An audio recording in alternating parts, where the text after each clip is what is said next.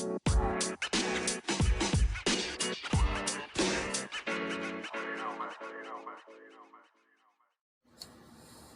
right, good evening, and welcome back to another episode of Seeing Light Through Darkness. I'm your host, Kylan, better known as Kai, and with me again this evening, I have Miss Monisha, aka Mo, and Miss Tia.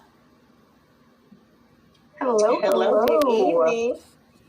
And before we begin, I do want to just mention to the listeners again where they can let them know where they can follow this podcast, Seeing Light Through Darkness. You can follow us on Apple Podcasts, Spotify, and Anchor. So just look for Seeing Light Through Darkness by My Mental Space. And you can also find us on Facebook at My Mental Space, as well as Instagram and Twitter at My Mental Space 21. That's the number 2 and 1. And last but not least, on YouTube at My Mental Space. And as always, don't forget to like, share, and subscribe for the latest content. Okay, ladies, so let's get into it. We are doing story time, breaking points exposed.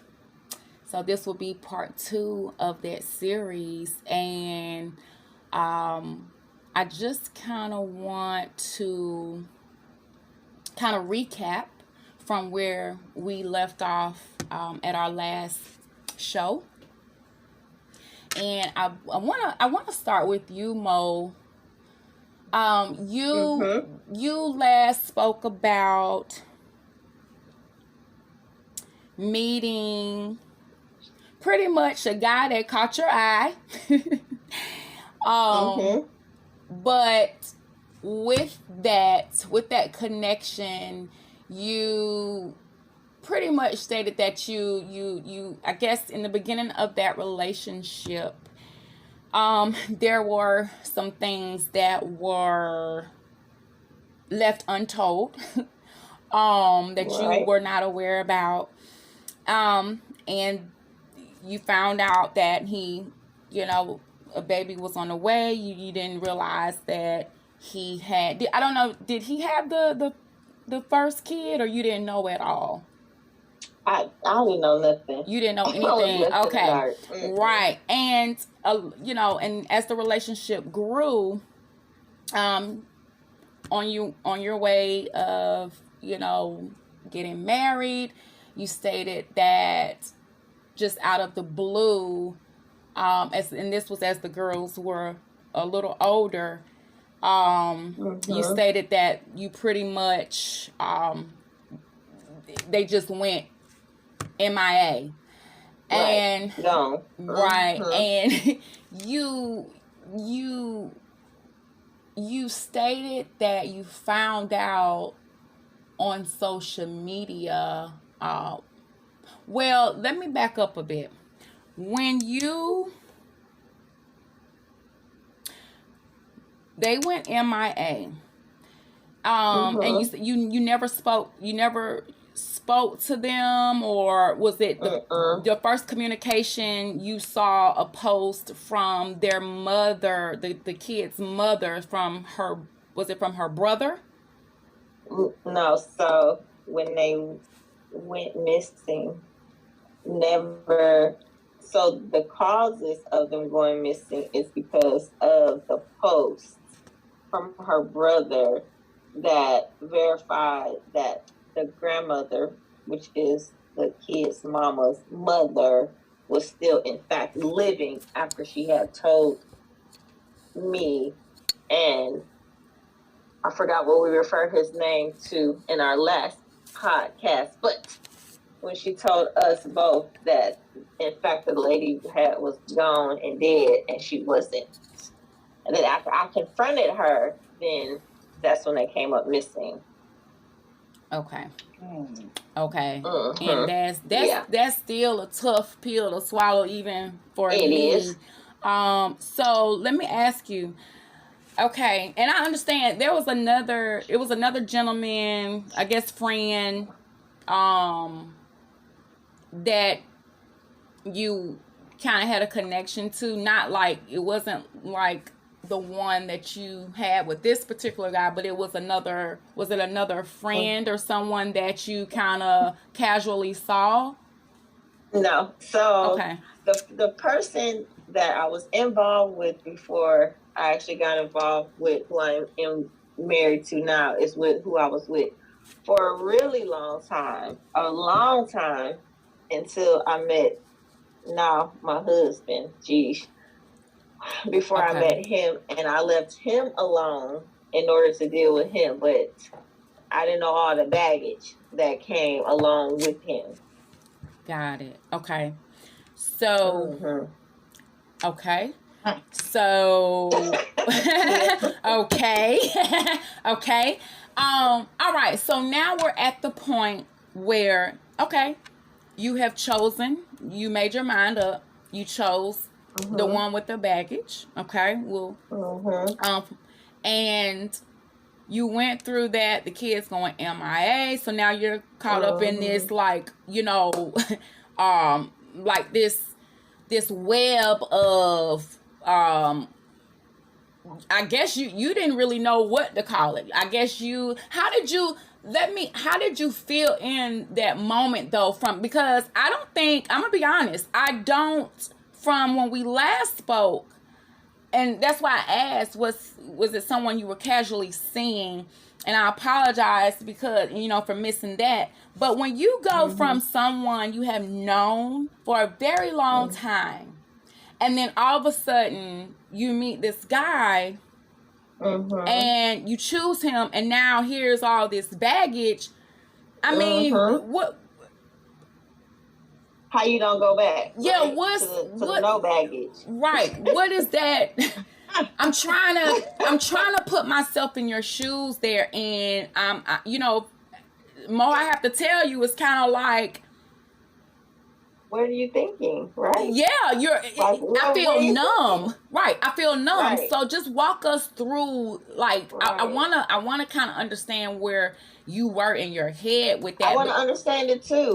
So I wish that the 44-year-old me could go back and talk to the 24-year-old me. I wish I could go back 20 years and be like, hey, what you thinking? But so the first gentleman that I had been dating for an extremely long time, and it was so crazy because I had just moved to Georgia, and my mom, she was like, yeah, y'all can go to Lenox, and this was before Lenox is the projects, because everybody knows Lenox is the projects now. Like, you just can't get casually after Lenox no more. So at Lenox, met him, and I was 14 at the time when I met him. That's when we moved to Georgia, when I was 14.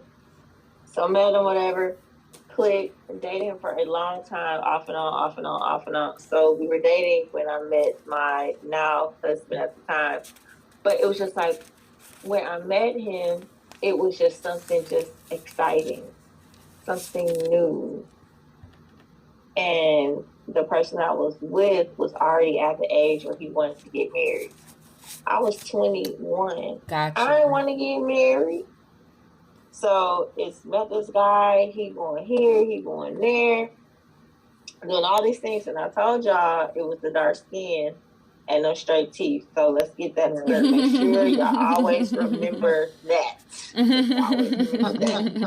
So that got me, so it was exciting. It was something new, it was something to do. So past that, found out about everything. Why did I stay? Caught up. I was already caught up. And then it was like the guy that I was with still at the same time or whatever. He wanted a life that I wasn't ready for at the time. So wanted to be married and wanted to have kids and because he had bought a house. He bought a house for me to live in. I was like, what? Bought a house?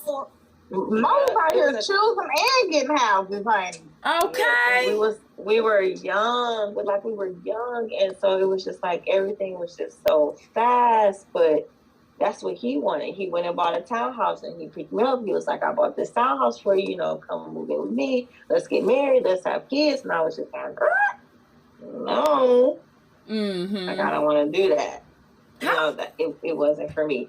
So got caught up, and then, you know, learned about the kids or whatever. So now it was just like, well, you know, dang, what do I do? So I ain't gonna lie, at the same time, was I still talking to both of them? Absolutely. Why not? I wasn't married to neither one of them. I ain't had no kids with nobody. I committed to no one until I got married. Real talk. Just gonna put that out there. How old was he, Mo? How old was the guy? Just a year older than me. And he was ready for all of that? He wanted marriage, family, and kids, and it's so funny because when I got up, and I was 27 at the time, when I got up and I moved to Texas by myself, and I came back for like a week, and I called him up, hey, what's going on? He was like, oh, so excited, I got a baby on the way, and I'm finna get married. And we had literally just stopped talking to each other. Yeah, so it was what he wanted, and that it just wasn't me. So me and this one, he ain't want that either. He just wanted to go kick and chill. We go hang out. We go here, then go there. So shit, that's what I was into. You was into it. Let's go. Gotcha. And so shit happened, and then when I got in my really, really bad car wreck up in Roswell or whatever, right? I had no vehicle. I had no job. He was working, and I convinced him to move on Peachtree Corners because he was living down there on Highway 85. So I was like, come move up here closer, because I lived in Alpharetta at the time. I was like, move closer to me. So move closer to him. He went and stayed in an extended stay. Y'all, we've been through it. I'm telling you. We've been through it. I said, come move in an extended stay. You know, you work up here. Come move. So he moved up there. I got in my car accident. And my mother, bless her heart, but she was something else. She was hell on wheels when I was at that age or whatever. And one day I had asked to use her car to go to the chiropractor because I was going through all the legal stuff where you got to go to the chiropractor and all that other kind of stuff for your case and stuff. So at the time, you know, cell phones wasn't big. You had a minute phone at that time. So she called and called a little minute phone, and I didn't answer because I was in a chiropractor. So I pulled up. She had my stuff sitting on the front porch. At this time, I was 24, 25. She had my stuff, you need to go. I was like, what? I ain't do nothing. I ain't got nowhere to go. You got to go. Called him up. I was like, come pick me up, please. He can't pick me up, and there's history. Never went back home. So that is how that happened. I went and lived in an extended stay with him, and then I convinced him, like, okay, go. I still wasn't working. I was like, please go get an apartment. You can afford it if you can this a week, da, da, da. And mind you, I'm still talking to the other dude on the side at the same time, right? So, Mo, have mercy. You so naughty. You mercy. naughty. I'm just saying, it is what it is. You know, It is. It is. I used to get money from him to help pay for the extended stay, and then I convinced him I'm gonna go get an apartment. So he went and got an apartment. So we moved on Peachtree Corners, and then I still wasn't working, and then a flip happened. I started working, and he stopped working. And so it was just always leaning on each other and getting through what we was getting through. Right. And that's history right there. I mean, it was times where it was just like, I'm done. Mm-hmm. So, you know. Okay, so let's move forward a little bit. The girl, you go through that. Mm-hmm. You're at the point. Wedding plans are being made. It's all set. You let's go from, okay. When the girls went MIA. How did things start to go once you found out the truth that the girl's grandmother, which was their mom's mom, was not deceased. Like, where did you go from there? What was changing, and also again, like, where were you mentally, to move, to continue to move forward and to move on. Right. So at the time that I thought the grandmother was dead, they had came up missing for a year. So then they came back around. Then I found out that she wasn't really dead. Mm-hmm. So instantly, I didn't hold it. I confronted it instantly. And at that very moment, I made a decision. I'm done. Block the number. I'm done. You're out of my life. That's it. I'm done. And that's what I communicated. I'm done. You will never take advantage of me ever again in your life. I'm done. Right. And this was to I wrote it off. This was to. I'm sorry. That was to the mom, right? Mm-hmm. Okay. Okay. Kids, mama. Mm-hmm. Okay. Yep. Made the decision, and like that was it. But I never once said that they can't see their dad. I said, I'm done. Okay. Like I can't rock with you like that. Like I'm done. It's a done deal. And I meant it. Never did I try to reach out. Never did I try to contact. Never did I hope to contact. I was done. Because you have to remember, I met the kids when one was in a stomach and one was 1 year old. So from all those years up until they was probably about, I think it was maybe 9 and 10 years old, I did for your kids like they were mine. And because we were getting married, you felt some kind of way. So you lied and said your mother was dead in order to keep them away. And then the fact that that's crazy to me. I didn't mean to cut you off, but that still blows my mind. Yeah. Mm-hmm. And then I think the biggest part that really took me there, because if you as an adult, you say that's on you. That's what you got to deal with. But the fact that you told your children to continue with it and make sure they say it when they see me, that's where I was done. I'm done. I'm done. So that's the part that took me over the edge, because not only do you, I help clothe, feed your children. Right. And then you say, oh, you better lie in her face. Other than that, I'm going to beat y'all and all this other kind of stuff. So you know what? How about I just stop all that and I'm done. It's a wrap. I'm done. Because you spitting in my face at this point. You used me. You used me to see what you can get.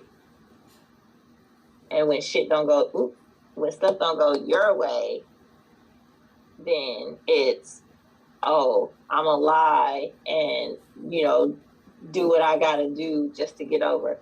No, you're not. I'm done. I'm done. I'm done.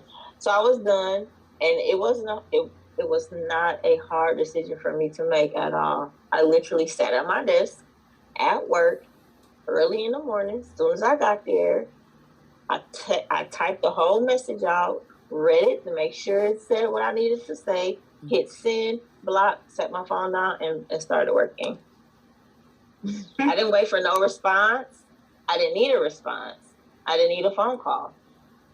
It was nothing that you could tell me at that point. Nothing. I was done. It's a wrap. I'm done. So how did soon-to-be husband feel about that? So he didn't believe it. He was just like, no way. Would nobody do nothing like that? Would nobody do nothing like that? And I said, okay. Because I kept showing him the pictures over and over. I was like, I'm telling you, she's still living. Nah, ain't nobody finna do that. Nah, ain't nobody finna do that. But then when I had the oldest one that said, whew, I'm glad I finally could tell you because I'm tired of telling the lie, he was just like, that's crazy. So he didn't attempt to reach out. But again, that ain't got nothing to do with me, because at the end of the day, and I know how people feel, they're like, oh, you married to them, it's your kids too. Those are his kids and her kids at the end of the day. So if he chose not to reach out to his children, that's on him, not me. All right. Not me at all. Because honestly, and I know people kind of view it different, it's his responsibility, not mine. So he didn't reach out or nothing. So they literally left. Last time we seen them, they left as little bitty kids, and then when we finally seen them again, they came back like big blooming girls. It's like, what? So yeah. Okay, and I think and that's why what I mentioned in the last on the last show.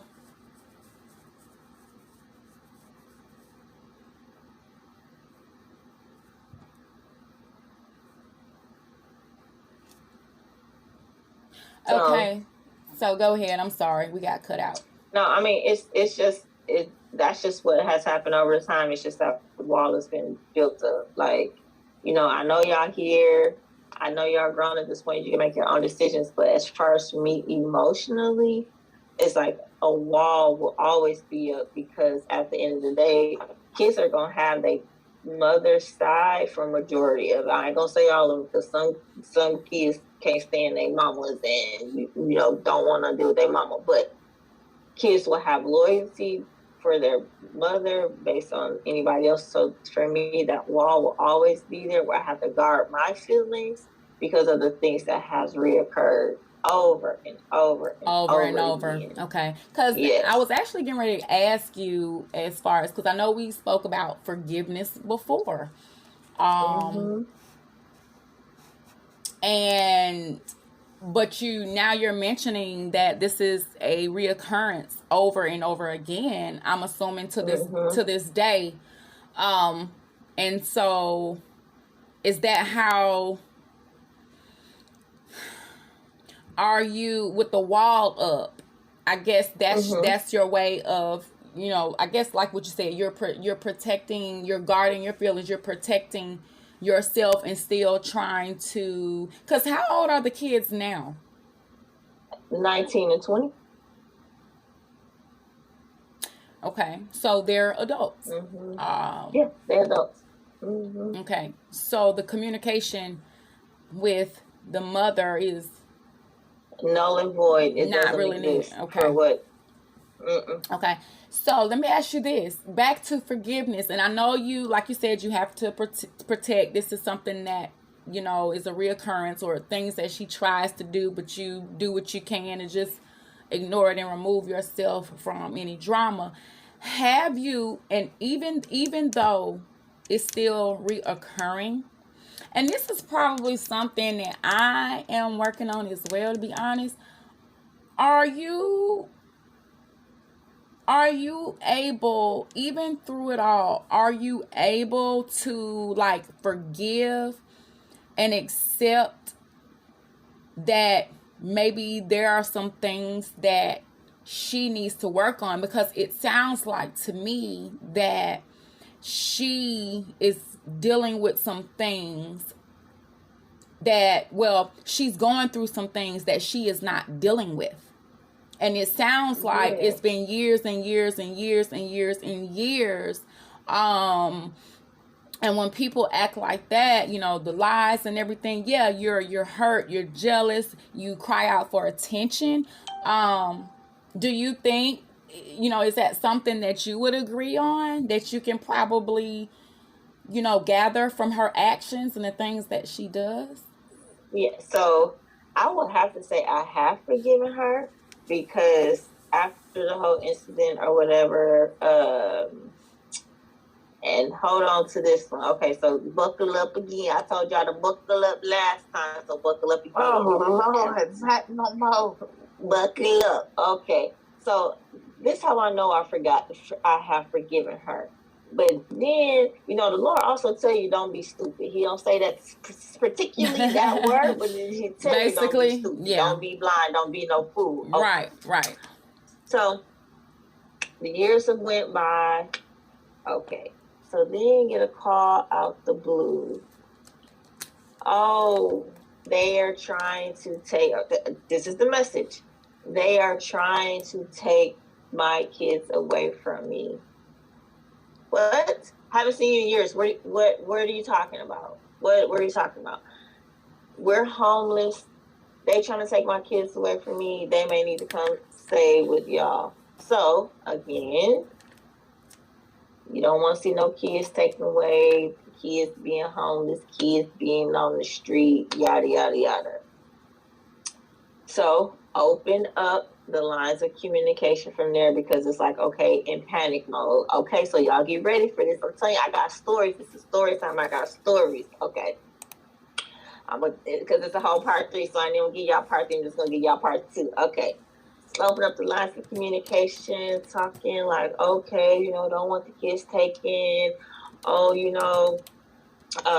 they have, because this is real. So they closed down like some apartments like close to the airport, because the airport took over the property and, built out airport space and all that. So they closed them down, so they didn't have anywhere to go. So they were technically homeless, but they went to go and stay at her cousin's house, and they kind of like slept in the living room or something, like on this mat thing, so they were technically homeless, right? So, it's like, okay, they can, come stay here if need be. So, we got them like a couple of nights or whatever until she got situated. And so they needed to go back to school. So, it's like, okay, she's situated. So they kind of went back with her or whatever.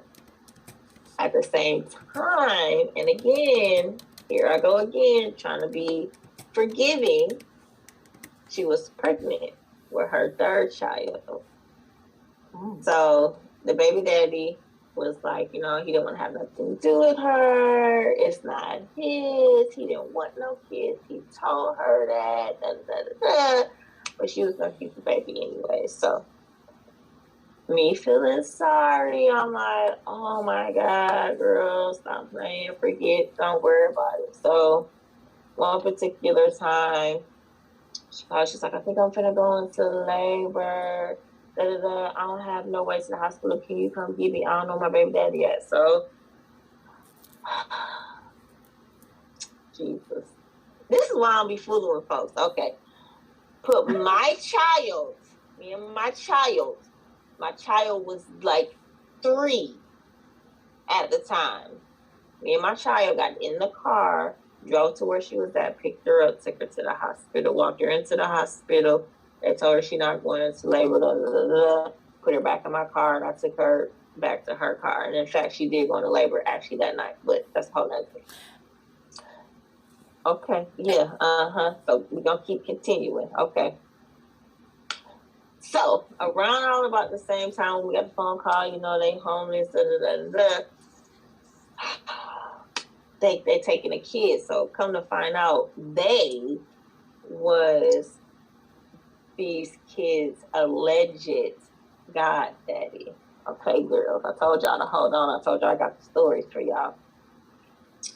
Was their alleged goddaddy at the time. He was supposedly trying to take the kids. Okay. So this is why I got the call to begin with. So I'm like, yo, we got to find out what's going on. So she's telling, and I forgot what name, but she's telling my husband, like, oh, they going to take kids, this the court date, da, da, da, da. Call back a couple of days later, oh, that ain't the court date. They canceled the court date. So I thought it was fishy. I thought it was some bull. So I was like, yo, go down there anyways. So he gets down there. He called me on the phone. He was like, why is she here? I was like, what you mean, why she there? That she there. He was like, she here. I said, I told you she was there. So he talking to me. He was like, yeah, it's some man here or whatever. He was like, the man looked familiar, but I'm not too sure if I know him or not, but the man do look familiar. I was like, oh, well, just stay there and see what's cracking. So we on the phone. I said, what, forget it. I jumped up, still had my jammies on. I went down to the courthouse. I was real ghetto that day. Call it what you want to call it. Went down there to the courthouse because I wanted to see her face to face at this point. So I walked in. I was like, what's up? Just like that in the courtroom. What's up? Where you been? oh, I'm just going through stuff. I'm pregnant and such trying to take the kids away from me. Da, da, da, da. So I look over at the dude. I was like, I said, that man looks real familiar. I done seen him before. Okay. Fast forward, they go in the courtroom. You can't go in because obviously it's family court. So the only people that are petitioning court go to family court. Okay. So we see the guy. We standing out there. We waited. So we see the guy rush out, bawling, crying. Mind you, this guy was like 6'6", about 300 something pounds. So it's a big dude, crying, bawling, crying. So I was like, yo, go catch him, see what's up. We caught up with the dude. And so my husband was like, hey, you the guy, daddy? He was like, yeah. Then the dude was like, well, who are you? Then my husband was like, well, I'm such and such. Then the dude stopped and he was like, wait a minute. Ain't you the guy, daddy? That's what the dude said to my husband. Now, mind you, these are my husband's kids. Did y'all click onto what I just said? What? Did y'all click onto what I just said? Yes. It's another man in the courtroom thinking that the kids that real daddy is the God daddy. Is the God daddy, and these are the same kids that you didn't know about coming into the relationship. Okay. All right. So I want to see if y'all was up on the story time. Okay. So the dude is crying, and he was like, "What you mean?" He said, "You the God daddy, right?" So then my husband was like, "No, I ain't the God daddy." He said, "Them my kids." He said, "What you mean?" He said, "No, dog, those is my kids." And then he said, "Wait a minute, say your name again." And then he said, "This is my name." Then he said, "Okay, wait a minute. So the one child name is such and such." He said, "No, that shit makes sense why her name is such and such." And then the dude said, "Well, wait a minute, what about the other one?" And he said, "Right here, these my kids." He said, "Get out of here. She been telling me these my kids for the last 13 years. What? Okay. I want to see if y'all. Okay, so where were you guys? So what part were y'all caught up on?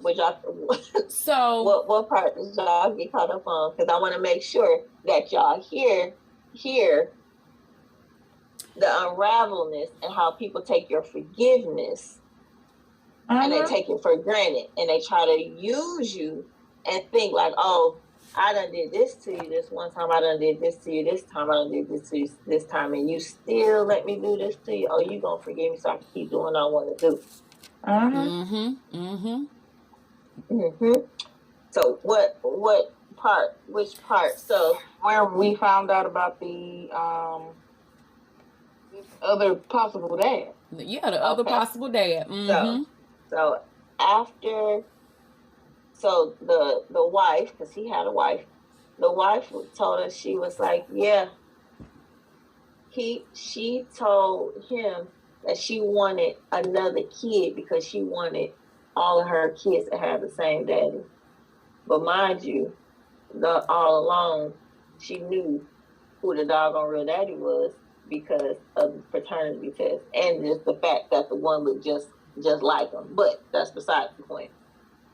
But this whole time out, she telling this other man this, and then to top it, insult to injury, she had the kids calling this other man daddy. Okay.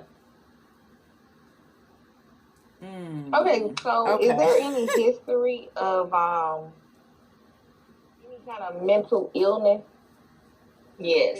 So these are lies on top of lies. Yes, I truly believe that. Yes, and I truly believe the fact that there was a lot of abuse, as you know, when she was younger. I believe there was a lot of abuse. I believe there was a lot of like alcoholism that was within the family.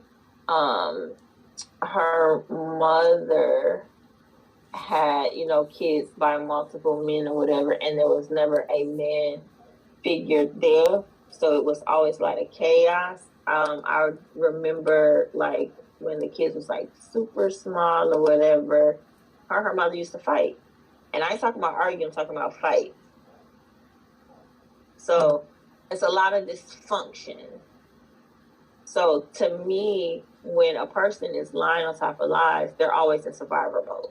What can I get? what can I get? What can I get? What can I get? Oh, this person gonna give me this. Oh, let me keep this story going. This person gonna give me this. Let me. Right. It's always some type of survival mode. You know what I'm saying? It was after I found out that the grandmother wasn't really dead, to where I was just like, you just be lying just to be lying. But feeling sorry for the kids the second time around, when I let them enter back into my life when they were like much older, is because I had sympathy for the kids, because I didn't want them to be, in fact, homeless. Right. And then that's when everything started to unravel. And I'm talking about everything. All the lies. And what's so funny is, and I get a chuckle out of this when I think about it, the dude that she had the last baby with, we actually worked together. Wow. Girl, shut up. Wow. Shut up. We actually worked together. And how is that going? No, we used to work together. Okay. We used to work together. So it was one day, he came in, he knocked on my office door. He said, can I please talk to you for a minute? And you know, when somebody got a serious look, you like, you know what, let me give you time. Because it's clearly you want to have a conversation. So I took my bag off and I set it down. I said, let's talk. So when I say all kinds of stuff started to unravel, like I found out someone, and the crazy thing was, a lot of stuff that he was telling me, I had already suspected already, and I kept saying it because the way people move, you can kind of just read like, yo, I guarantee that person doing this. I guarantee that person doing that. I guarantee that person doing this. And he just started unraveling all kinds of stuff. Just all kinds of stuff. And I was just like, well, I said, well, you got a baby with her. The baby's on the way. No, the baby was here. I said, the baby here. I said, so you need to make a decision if you going to run away from your son or you going to be in your son's life. I said, so that's a decision that you're going to have to make. I said, but for me, in a minute, I ain't going to have to deal with it. And that's exactly where we at today. So what was the outcome of that? Okay, yeah.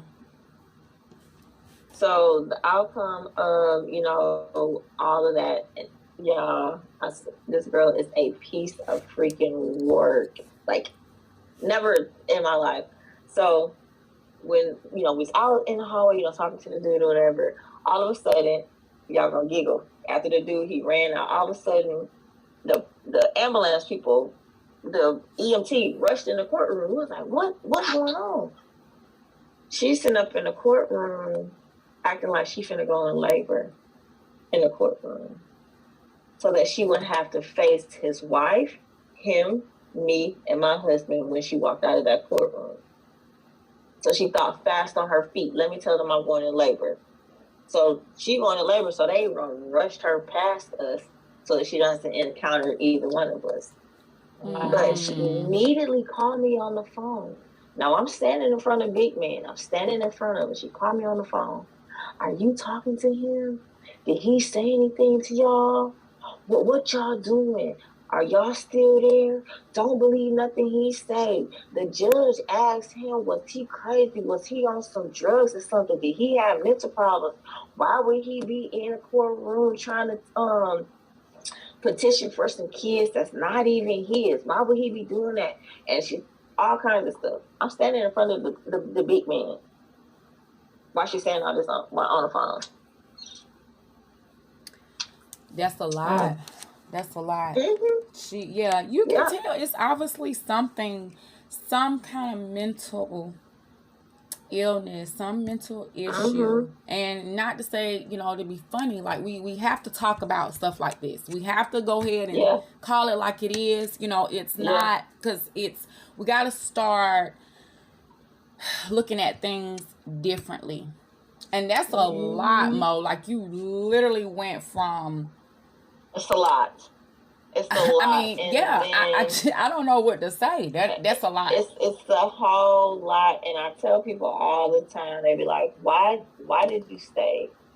And to be all the way honest, at that age, I stayed because of circumstance. Not because like, oh, I want to be here and I want to help you with your kids. I want to do this. It was because of circumstances at that point. Okay. Do you feel like that helped you guys grow stronger as a couple, or do you feel okay? No. Do you hold any resentment? Sometimes, I think like, what would have happened if I would have went in a different direction. But then I go down the list and I check off all the people that I was dealing with at the same time. I'm like, okay, if I ended up with this person, if I ended up with that person, will I be truly happy? If I ended up with that person. And then honestly, like me and my husband, like, I ain't gonna front, like out of all the foolery, it's like we work. Right. It's just a lot of mess came along with it, unfortunately. Gotcha. Unfortunately. And, the one that I was with, I bought the house and all this and all that, all that kind of stuff, whatever. It'd have been great if I was wanting to be at that point in my life. But because I was 20, 21, that ain't what I wanted. Right. I'm still trying to learn to figure out who I am. Not trying to be who you want me to be. Right. And he wanted me to be a wife and a mother at that age. And that's just something that I didn't want. I was still trying to figure out how to doggone pass a class at school. Hell, I did want to go to college. But my mama told me if I didn't go to college, she was going to put me out at the age of 18. So, heck, I had to do that. A lot of pressure. Yeah. Lot of pressure. Yeah. So, you know what? Okay, that's a lot. That is a lot. So let's pin it right there, because I wanna let's put a pin right there, because that's a lot, and I want to really cover. I want us to go into detail. I want us to share, these stories so we can help other people know that are maybe going through something similar or the same thing. So I really want to get into it, but let's pin it right there, because I want to go over to Tia.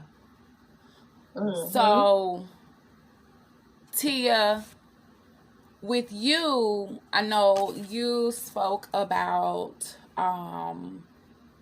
your mother passing.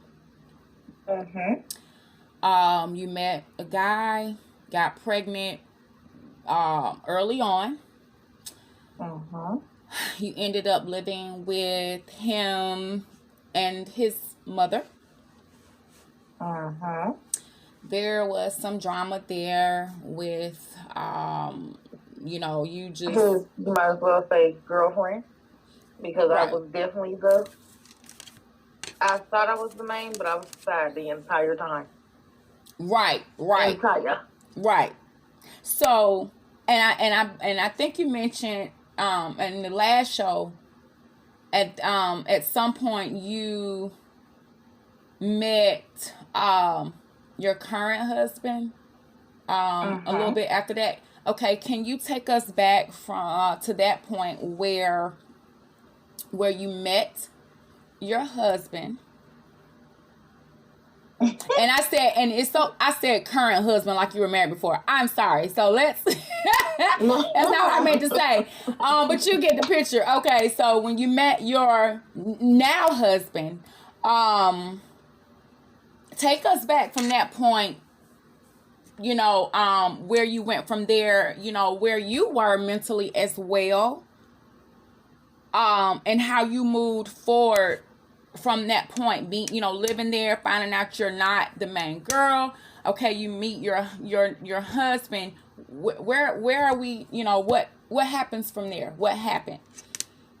And just to put it out there for our listeners, no, I was not intentionally anybody's side piece. Never will I. Never have I. In my head, I was thinking we were we were a couple. It was just us. That you couldn't tell me anything. That was my man. So and just so that was that. Went through all that with him. Me and my husband, it's crazy because the way me and my husband met, I was tired. I was still not dealing with sexually, but I was still, I had to co-parent with this person who I had a child with. I was staying in Lawrenceville, working in Loganville, and my son's father stayed on the east side in Lithonia. So he used to try to make it hard for me. Okay, well, I have to go to work. Can we meet? Can you get the baby? No, I can't get the baby. By this time, he had a whole nother girlfriend.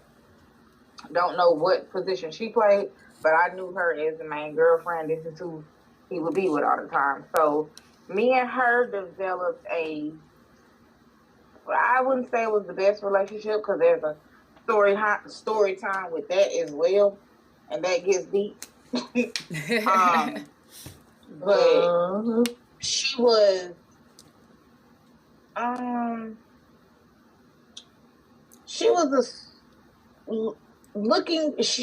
just put it like this. She was a sweet girl, very naive, but she was a sweet girl. But it's like the pot calling the kettle black because back then I was really naive too. I just had grown accustomed to how this person operated. I tried to warn her, but everybody don't take heed to everything. So anyway, long story short, when he wouldn't be available, I knew I could count on her because I had to work. I didn't have anybody that I could, depend on to. But and I'm not gonna discredit her either. Besides my child's grandma, but she was still living her life as well. She would help when she needed to, but that was another whole leap across town, and I just couldn't do it. I had just started this job. This was my first major good job, so I'm like, I gotta get it. So I would drop my child off to her. He would call me getting mad. I told you I wasn't available. If I ain't available, she ain't available. Blase, blase. Okay, well, somebody got to be available because mama's got to work. One of y'all got to be available. Yeah, one of y'all got to be available.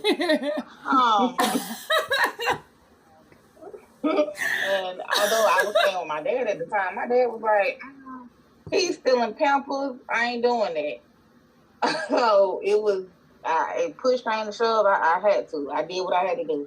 Anyway, this particular night, I was not supposed to go. I was dog tired. And coincidentally, the person who I co-parent with, somewhat,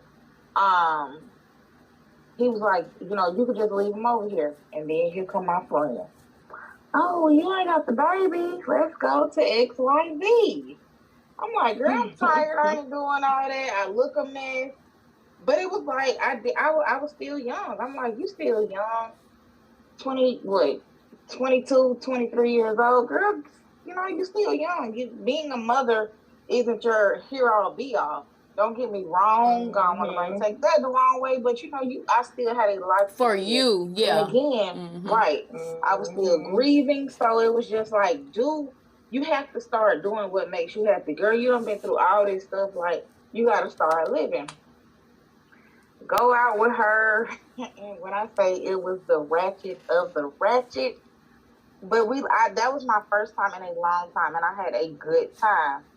So I'm like, okay, we done been in here. Like, I got to get my butt up and go to work in the morning because I know when I get off, that phone going to be going off like, hey, you got to come pick them up. You got to come pick it up. So I'm like, I'm going to preserve all these energy. Right. Still didn't wind up leaving there till 3 o'clock in the morning. So we walking out, and here goes my not knowing at the time husband grabbing my arm. I yanked back. I'm like, what you doing grabbing on me? And so you didn't know him at this point. You didn't know him. I did not know him at all. No. Okay. He just grabbed your arm. Okay. Yeah, he just grabbed my arm, trying to talk or whatever. So we exchanged numbers. I kind of felt intimidated. I mean, not intimidated. I kind of felt attitude when he called me because it had been like a week. I'm like, who is this and what do you want? like, we met at such and such. Da, da, da, da. I'm like, Negro, it's been a week. Like, I'm not used to that. Right. But he was Right. like, well, I've been busy. Da, da, da. Yeah, you been busy, my boy. Okay, whatever. So he asked me that I want to go out. We went on a date. I tried to play the cutesy girl, like I wasn't really greedy. Tried to order salad, went home extra hungry because that's all I had ate. Because I didn't want to eat in front of him for the first time, just acting crazy. And we kicked it off. Now, here we are, kicking it. And at the time, he had a job where he had to go in and out of town. So this particular weekend, I had my son, and we went on a play date with one of my other homegirls. And I'm like, oh, I feel really sick. Like, I really need to go home and lay down. But no, girl, you ain't sick. You're pregnant. So, pregnant, Myrtle Myrtle here got pregnant after only being with this dude and knowing him for 3 months. So I'm looking at him, he's looking at me. I'm like, I don't really believe in it, but what you want to do? Because I'm not going through this situation that I'm going through over here. I'm not going through that again. Like, I just rather you gonna leave now, do what you got to do. And my husband, my husband at the time, but he was looking at me like, I don't know, because I didn't. He knew, of course, he knew I had a child. He had been around my child, but I didn't tell him everything because it was still fresh. It was still new.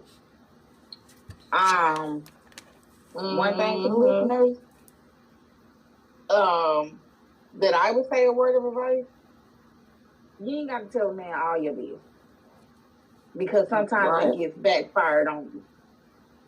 So, of course, I'm having a child by this person. We wind up moving in. Like, everything moves along so fast.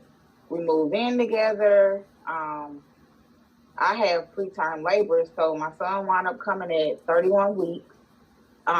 He's the first time dad.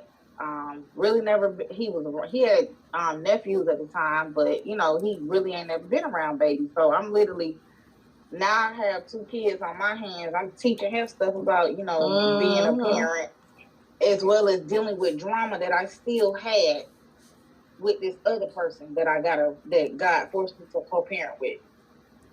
So I let that, years of that went on, and I did that at a point that affected my relationship. Yeah, and to where we stood at, it's either them or me. But it was like being faced with that ultimatum. It was like, I can't pick sides because I know I love you and I have a child with you. Now pregnant again with a 3rd child. And like, we got our little instant family crock pot going on. But I still have this child here. And I still have a relationship, with his grandmother. And I'm still, because I'm not a confrontational person. I'd rather, at the time, if it made you happy, I put my feelings aside so that it would be no confrontation. I'm not saying I'm perfect. I had my ways, but I just, to make everybody happy, I'ma just do it. And I'm not gonna lie, it was sometimes where my husband, or at the time boyfriend, would ask me, will basically, and you got to think, my child was still, at this time, he was 3.5, 4 years old. So, and you're still not married at this point, right? No. Okay. No. That's no. Still not married. Again, he would ask me, like, when you take him to see his dad, like, what's the situation? Oh, I just take him to see his dad. I dropped him off. That clearly was not the situation. It would be, I'm taking to see his dad. I would let him play with him, but I would still, like, be around wherever we were at. And when he found that out, he was pissed because, you're lying to me. And then I guess I caused a sense of insecurity because, you're out working or whatever so you can provide for your family, and you're thinking one thing, but it's really another. And it wasn't nothing like that at all. But again, I was just that person I'm trying to make everybody happy instead of laying down Which laws we all and saying, do. hey, well, this is how this is going to go and this is how this is going to go. I just was trying to make everybody happy. Yeah. And excluding, myself. And this is what I have to lay down with at night. So it came to a time where I jeopardized my relationship. And when I say wasn't married, but these are two totally different people, because to where I had to go and stay with your mama, I had someone that I had met, and for one, when I gave him the option, he laughed at me and he was like, I don't know what you've been through, but yeah, we gonna have this, baby. I'm gonna be there. And has been there every step of the way. Not saying things are perfect, but it was like they were two totally different people. Right. And it was something that I wasn't used to. So it was just like I had my guard up. Like, I know it's something in some point is going to break. Not knowing I was jeopardizing my own. Right. Yep. But, and again, we still ain't put the fact that I'm still not over grieving my mother. Because when I say it happened so fast, it was just like boom, boom, boom, boom, boom. I didn't have time. You didn't have time. Yeah. To where I'm having outlashes, and even so fast forward, after I had my daughter, there was some postpartum. The black, I would say, and I'm not putting our race down, but in the black community, especially as a woman, you're taught you gotta be strong. You gotta go through this. You gotta go through that. So it's like, while I'm going through postpartum, I didn't know it. Yeah. I'm being strong. I'm holding it down. I got 3 kids under the age of 5, and I'm doing two back to back. I'm just going and going and going and lashing out and lashing out and lashing out. Because that's what I was used to in one situation, and I brought that over to another. Yeah. So going through postpartum, grieving still, trying to figure out the way of life at this age I'm at, and trying to get things together, Instapot family. It was a lot going on. And my breaking point? I was going to ask you what happened from that point. Like, I'm so ashamed to say this. No, don't. See, you know what? I understand. I understand, but let me remind you right now. And I'm going to say this right now to you, Tia. Don't be ashamed. Don't be ashamed. Now, your feeling, how I respect your feelings. I respect how you feel. It's something that, this is new. That's why we started this show, to start talking, to help. But right now in this moment, because I hear you're probably going to say something for the first time again, and it's scary. But let me remind you right now, don't be ashamed, because what will happen is somebody needs to hear what you have to say, because somebody is going to listen to this show, and that person is going to be going through, like I said, either something similar or the same. But at the end of the day, they will be able to resonate, and they need to hear that they're not alone. So right now, you just imagine you being someone's savior, somebody's hero. Yeah. You know what I mean? Somebody's shero. That you are strong enough to come out and say what you need to say, and tell your story, and don't be ashamed, because we're human. We're all human. We're not here to judge, and people that judge, you have to just pray for them, because they're going through something as well. But let me tell you, it's more people out there that's gonna applaud you for being strong, for letting down that ego. So just remember that as you're talking right now, to continue on and be strong, because we're here. Me and Mo are here backing you too. So we're Yeah. here to support you, Mhm. but don't be ashamed, my friend. Do not be ashamed. So go ahead, say what you gotta Mhm. say, girl. Somebody needs to hear it. We're here for you. It had already, even just if we backdate this a little bit, it had already been pretty rough because with me and my mom, like my mom was, I know how some girl relationships are, and even with friends growing up, they didn't have the best relationship with their mom. But me and my mama, my mama could have just whooped me, and I would cry, do what I had to do. But I could not imagine a day without her. Mm-hmm. And when it came to that day, I think I went into a whole delusional state. It wasn't real. Mhm. I'm not leaving out of this hospital. Even when, because what had wound up happening, long story short, we found out my mom had cancer. And by the time we found out, I'm not going to say it was too late, but it was, it was aggressive. Mhm. Even with, I remember literally the last time, with us being in the hospital, they told my mom, how it's going. Um, it'll be 3 days to 3 months, and it was closer to those 3 days. But even with them telling us that, and I'm in the room, I'm like, I saw my aunt's head drop, my grandma, and I'm like, why y'all doing this? Like, my mama, that was my rock. She was a fighter. Like, why y'all doing all that? She gonna be okay. We're gonna have to go through chemo. We're gonna get, she fight everything. She a fighter. I seen this woman go through a whole divorce, fight a man in court over some braces, won, and it was just like mom, and I'm sorry to use it, but my mama was the shit to me.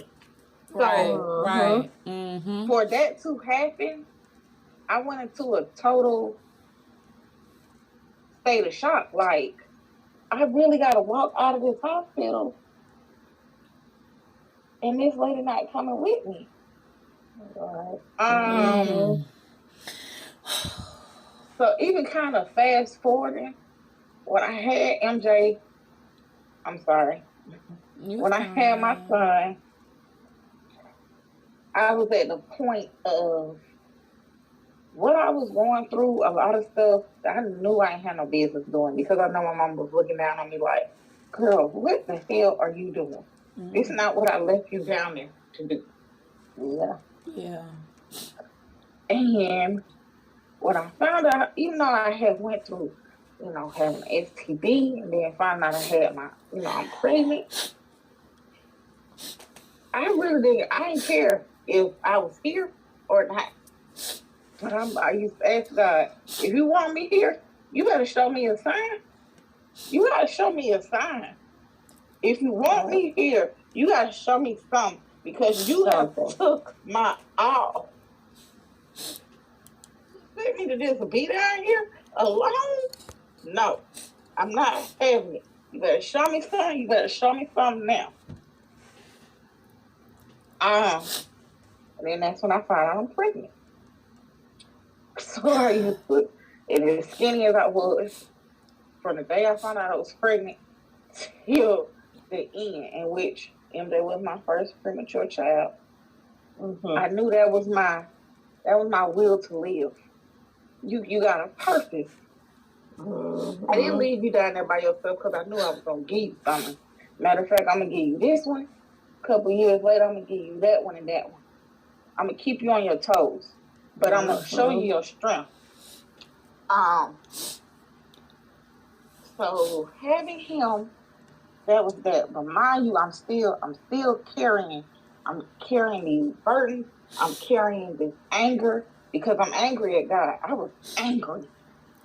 And I know they say you're not supposed to question God, but I question God every day. And when I say He showed me a challenge every day, I'm like, God, why you beat up on me like it? Tired. Yeah, literally, I'm tired, Lord. I'm tired. So when I got tired, I lashed out. I was used to lashing out with this person who I was with because he was not that. It was fighting. It was abuse going on. It was hair pulling. Just it was a whole bunch of anger, and we were just so young to be doing that. Yeah. But I think, like Mo, what you said in your story, you wasn't ready for that. I was ready for that because I was trying to replace. I know I had this child who needed me. I nurtured him. I gave to him. He was pulling from me, and I felt like I had to pull from somebody. So what I thought was love, I'm like, I'm gonna make you want this. I know you doing X, Y, Z, but I'm gonna make you want this because this is really what I need. And then when God brought me who I needed, I brought that. I brought all that into this, into somebody who isn't. I'm not used to this. So here we are at my breaking point.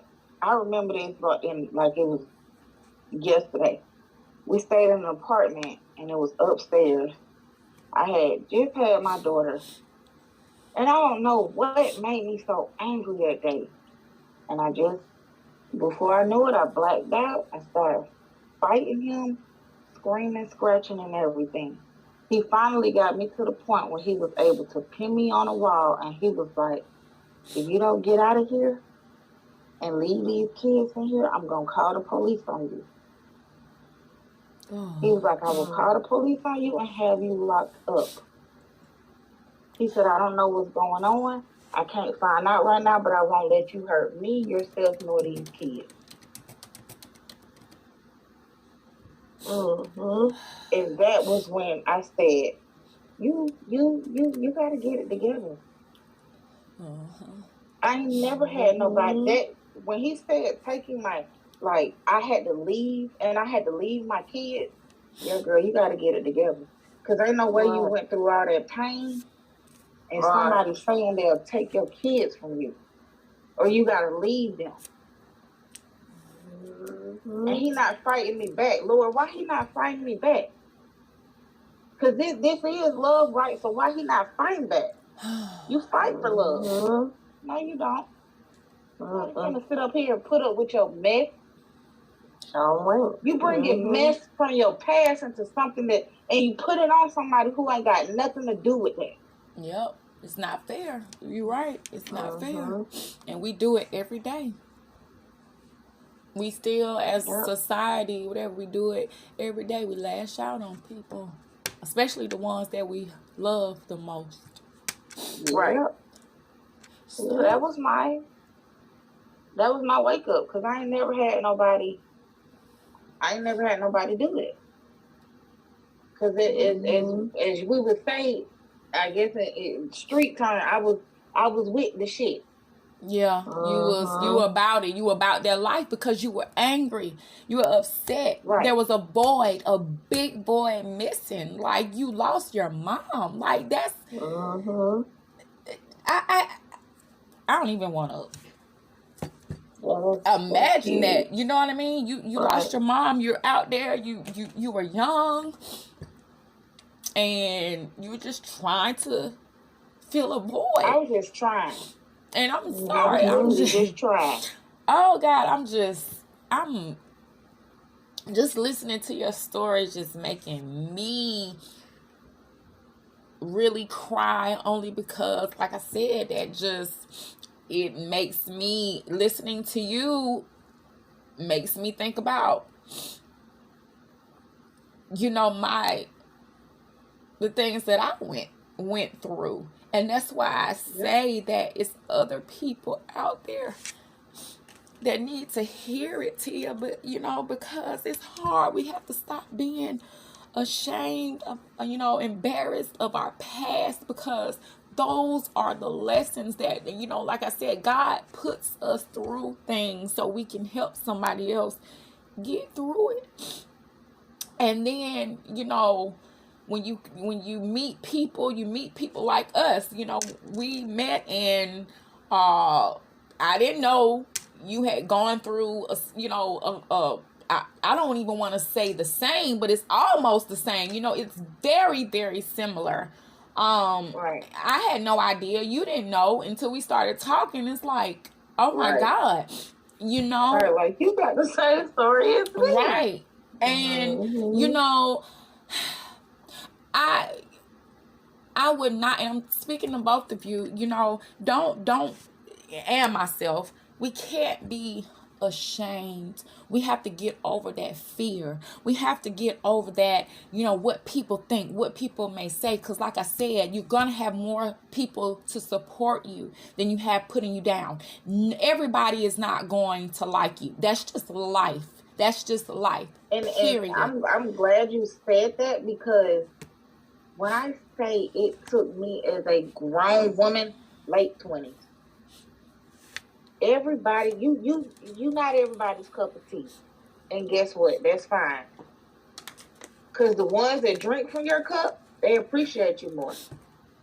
Yep.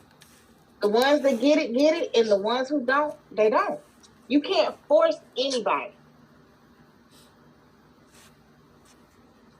Anybody.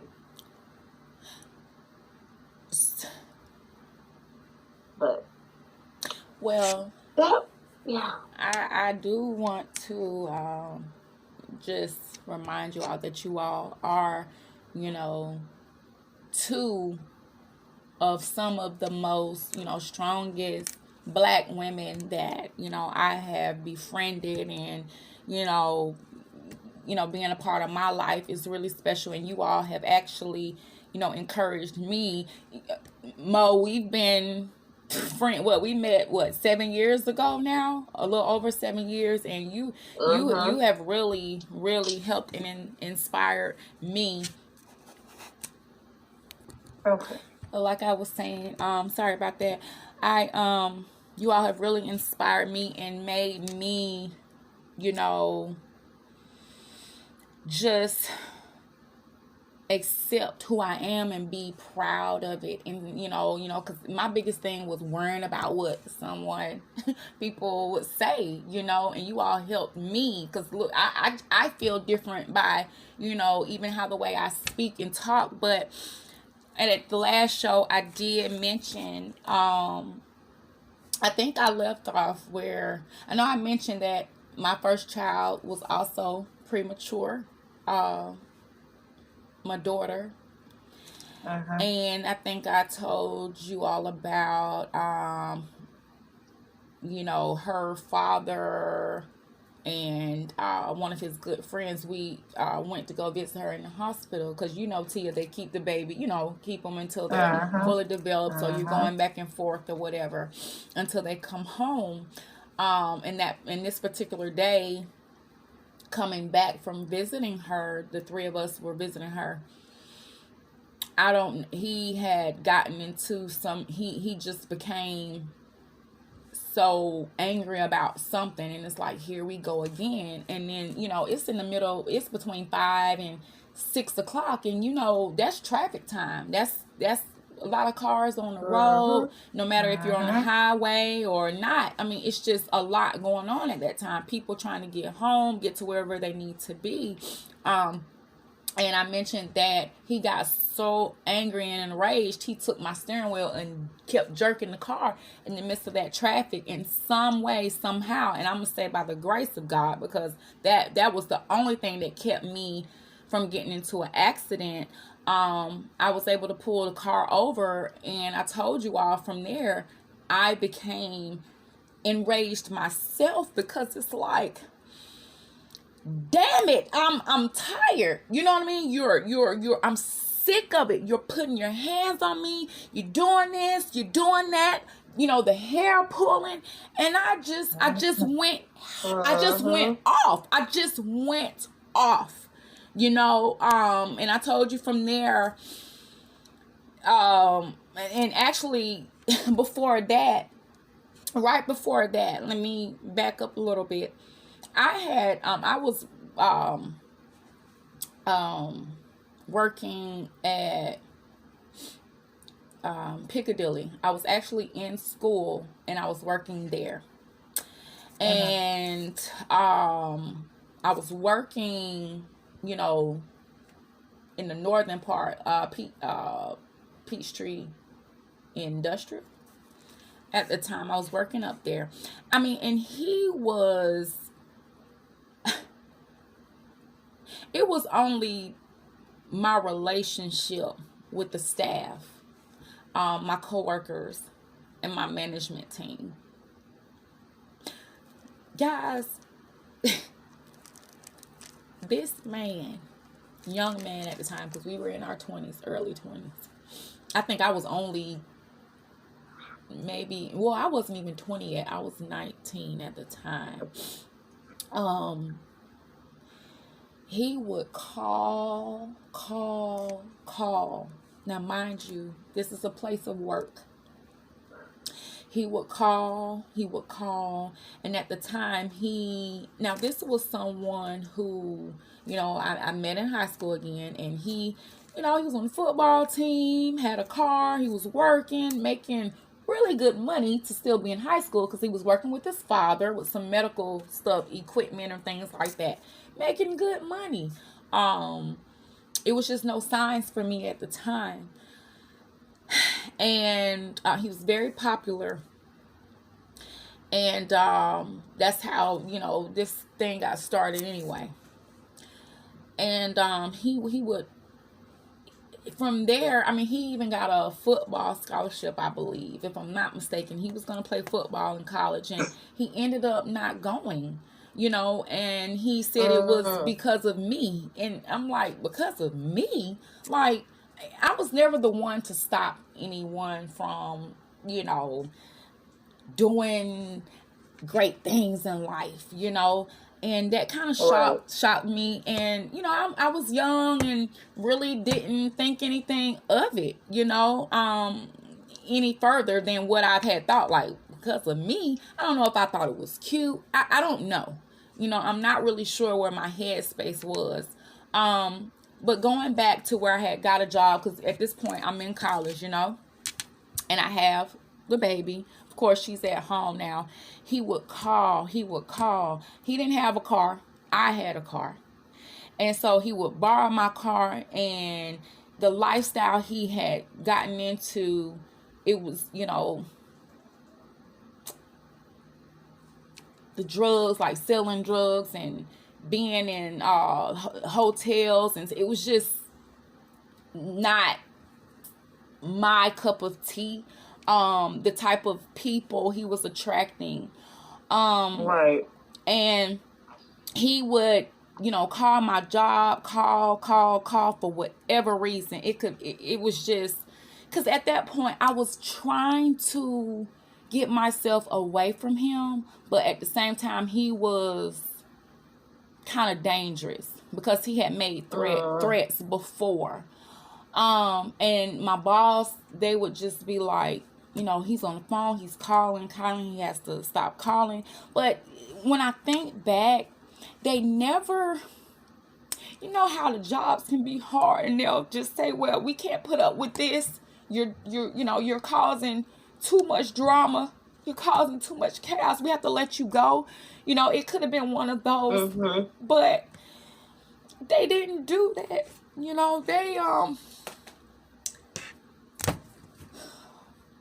They saw that I was trying, and I was a good worker. I did what I had to do.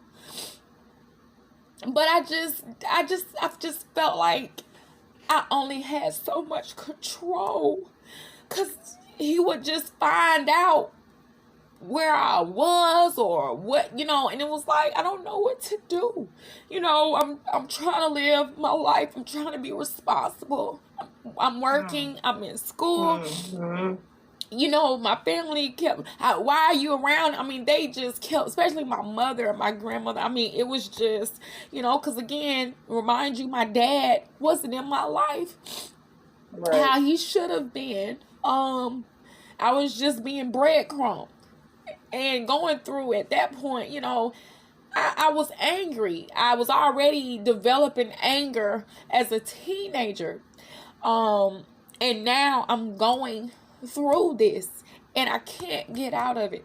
And I don't know what to do. And so there would be times where I was still trying, I guess, to have him a part of his daughter's life. And he wanted to be. I won't say that he didn't want to be. But his lifestyle and him, it was just dangerous. And I would even still try, like, I had made one point, I was like, okay, I'll pick her up when she became, in school age. Because, matter of fact, when she was in daycare, because how he was, I could not allow him to go there, or pick her up or do anything like that. It was because of, the lifestyle. And so I had to have some type of control. So I always put that in writing. They knew. He even tried a couple times, and they would tell me, hey, this is what happened. This is what's going on. So they kept me in the loop. And he I think he tried maybe one time. But it was like when she became, in school aged, I like pre-K around the age of 4. I was trying. His mother, at this point, his father had passed. I think I want to say she was between 1 years old or something like that. She was really little. And he so he passed away, and they had moved. His mom had moved into a little nice townhome or whatever, and she had her issues and problems. And to be honest, it was just like the whole family was going through some things, and it was different from my upbringing and how my family was, right? And so it had gotten, when she became 4, I was trying to work out something like, hey, I'll pick her up, because my job, I had for our lunch, we had like an hour and a half. Okay, we had an hour and a half, and it was because of the hours you work. If you there from 11 to 9, whatever, you going to lunch from either 2 to 3:30 or 3:30 to 5 o'clock or something like that. And so I would have enough time to go pick her. I was like, I'll pick her up, and I'll drop her off with you, and I'll work the remaining of my shift, and I'll pick up whatever. I tried that. That only lasted, I want to say, maybe a week. And when I would pick her up, she would just smell like cigarettes. And she had started telling me, Mom, I don't want to come over here anymore. And that made it hard for me, because now I have to tell him that, which made him furious. And I remember one night he was starting up on me again at his mother's new place at her new residence. And the neighbors, I remember a couple of neighbors had come out and they heard it, and they called the police. And I remember the guy was like, you can stay over here until the police come, so you can, be safe. And it was just like, here it is, my life. The police fights. Yep. I'm trying to do the right thing, and I can't do this anymore. I'm tired. But here we go. He ends up going to jail for whatever reason. I told you the lifestyle. He would go to his mom's, and then go out to the hotels making his money, do what he got to do, drawing whatever crowds and type of people around.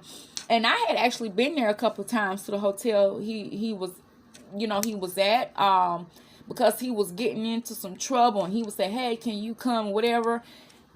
And again, I don't really know why I did it, but I did it. I guess because I do have a heart, a big one. And I was trying, guys. Even though he was around the drugs, I was still trying. And the people that he was around started to take to me, and see the type of person that I was. Because to them, and I know this because they said it, like, hey, you seem like you got a good head on your shoulders, and to be honest, people were trying to figure out how I was in connection with him, because we were totally different. And then, you know, he had gone to jail.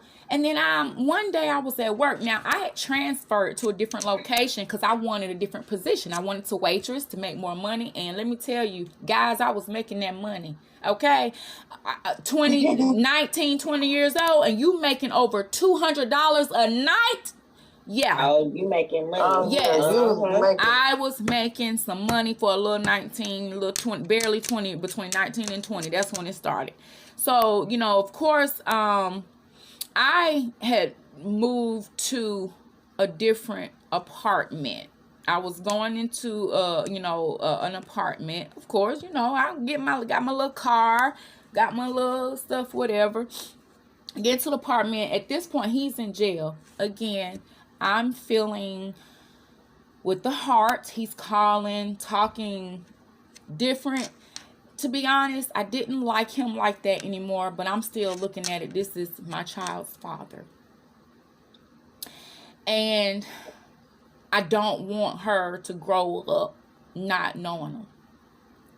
Got my little apartment, you know, getting it furnished or whatever. I'm still in contact with him. He's in Douglasville at this point. Locked up in Douglasville.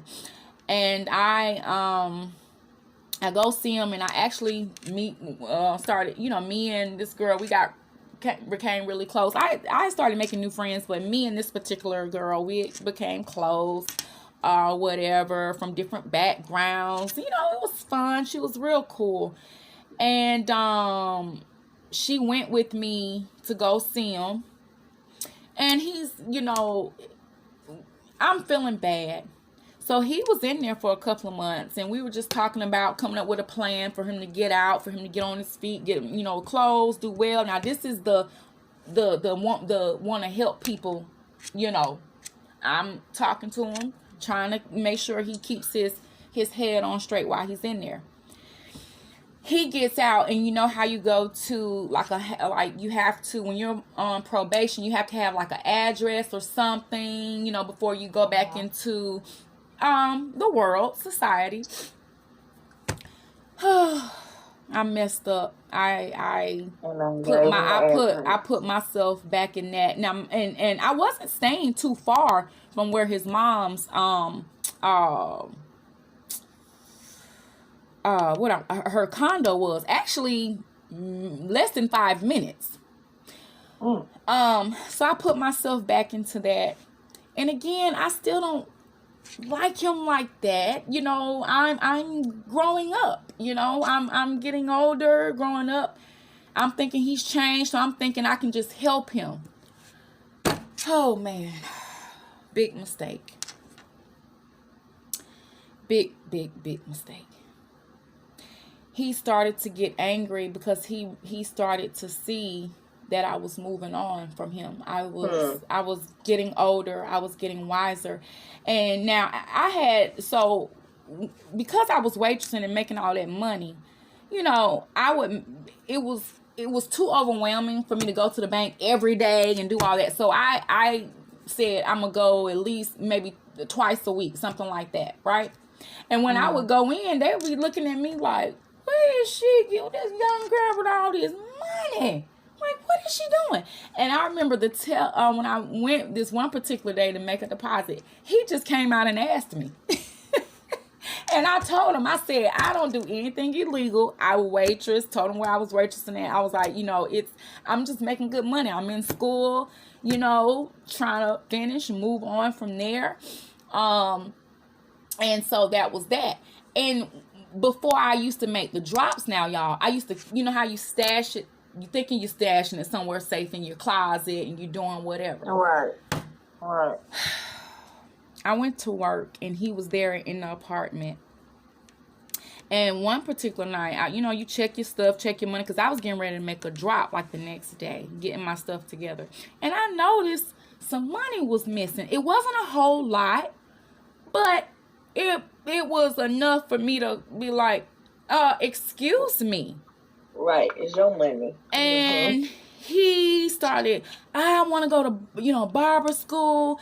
You can't help me with $300 to go to, and at that point I'm like, no, You know, and I did. Right. I was like, no, you know, I agreed to help you to a certain extent. I think I'm doing enough, and I think I'm doing things that I shouldn't even be doing.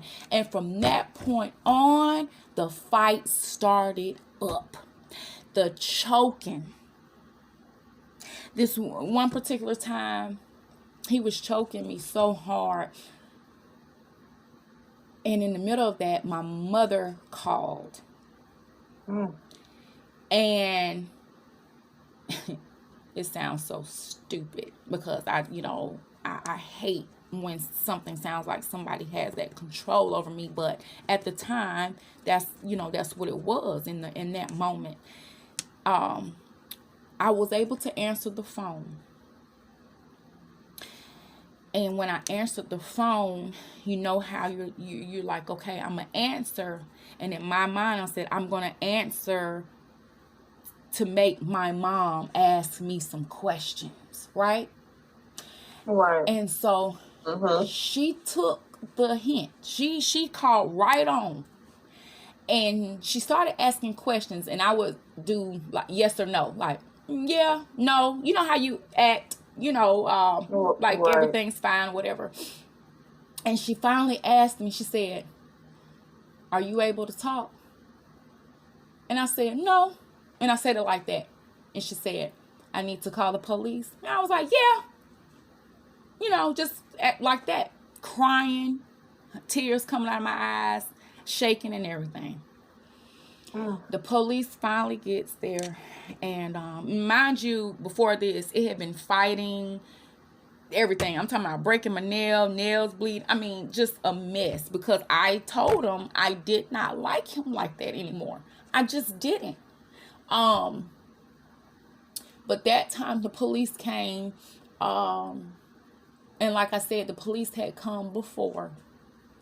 And this time, he left. He left.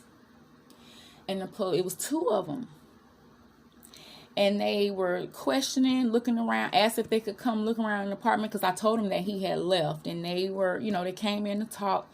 And so one of them stayed with me and the other one went and he said, well, I'm going to go searching around. I'm getting ready to look around the apartment complex. He goes, he does that. And I think when he came back, I'm not sure because he said, well, I don't know if I described what he had on or told him something, or if he texted me something to my phone that made me prompt the officer and say that he's still here and this is what he has on. I'm not sure, but the officer, something clicked in the officer's head that went searching, and he said, I think I passed him, because he said, as I was walking up a staircase over here, it was a guy coming down and he said, good evening, officer. And I said, good evening. Hey, how are you? Whatever. And, oh no, I know what it was. The officer, he passed him on the staircase. And he said, when I was in passing, he said, good evening, officer. He said, I said good evening. But as I was walking, he said, I stopped and I turned around because something said, that's him. And he took off running. He said he took off running from me. He went into the bushes, like a wooded area, some trees across the parking lot. He said, I chased him. And he came back and told us because he was, kind of puffing a little bit. And he was like, I had to chase him. And that's when he told us the story. It's all coming back to me now. That's when he started telling the story of what happened. And they said, we need you. Now, mind you, my daughter's, she's like 4. No, she was maybe a little younger, probably around 2 going on 3, I want to say. And they said, pack some clothes right now. They said, do you have somewhere that you can go? I said, yes, I do. They said, pack some clothes. We need you to hurry up. Because, they can't stay there all day. They said, right. We're not trying to rush you like that. But, so just move as quickly as you can. Just pack what you need. And we're going to stay here until you get into that car and you're driving off. Did that, and I went to my mom, stayed there for a few days, had to be escorted back into the apartment to get some more clothes to leave again. During that time, he called, and things were whatever, and I actually called his probation officer and told him that he could not stay there anymore. Some way, somehow, he got back in, y'all. Into the apartment? I allowed him back in. And at this, I'm in school studying science. I was getting at the time I was getting my associates. And going to school, I would have to wear scrubs, okay? I was wearing scrubs. I was going into healthcare, wearing scrubs. And when it's cold, I was wearing how you wear the dry fit long sleeves under your scrubs or whatever. Uh-huh. And I remember anytime we would have to wash our hands and scrub and do whatever, I would make sure no one saw my arms, because they were I had bruises all over them. And in this one particular day,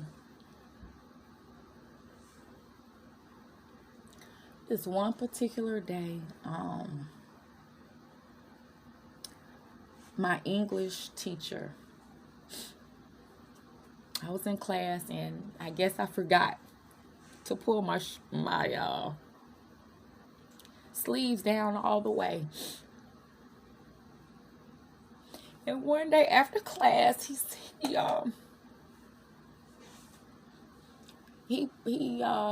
told me to stay when he dismissed. He told me to stay because he needed to talk to me about something, and I was like, okay, no.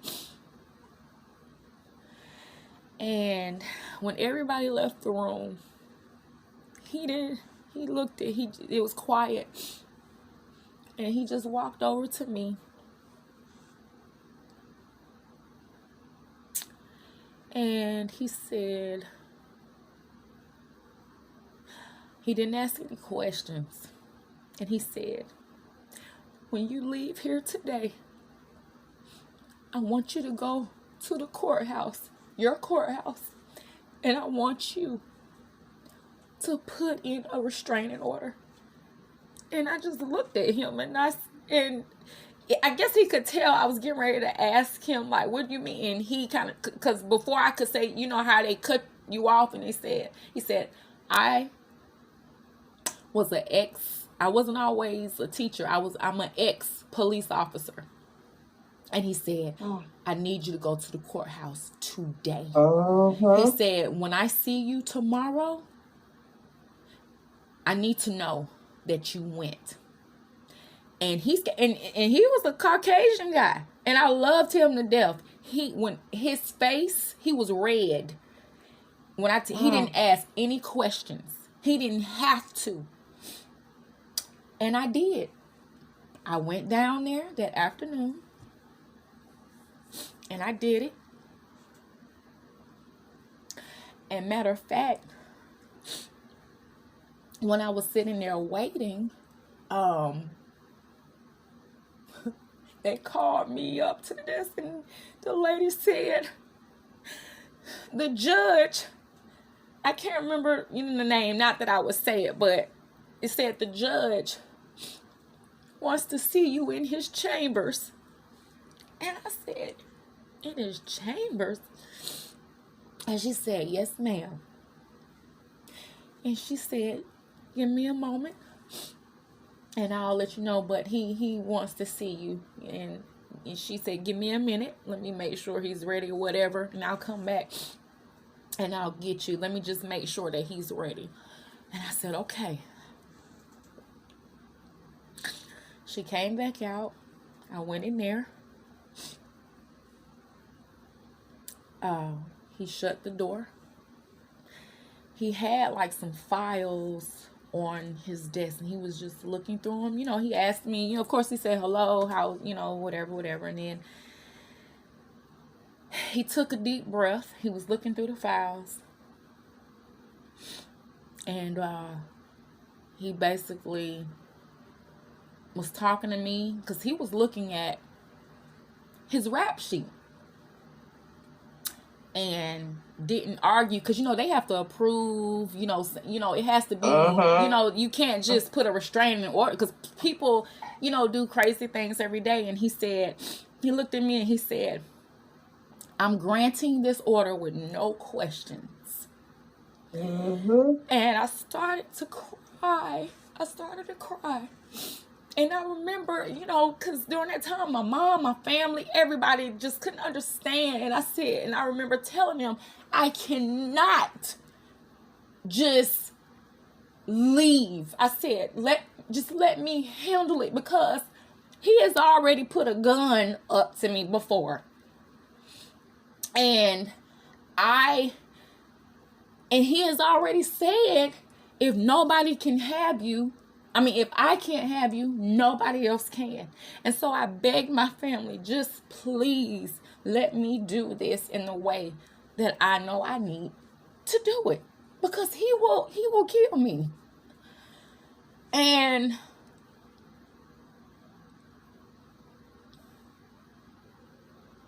so I got the order. They and now at this time they had sent it to his mother's address, I believe.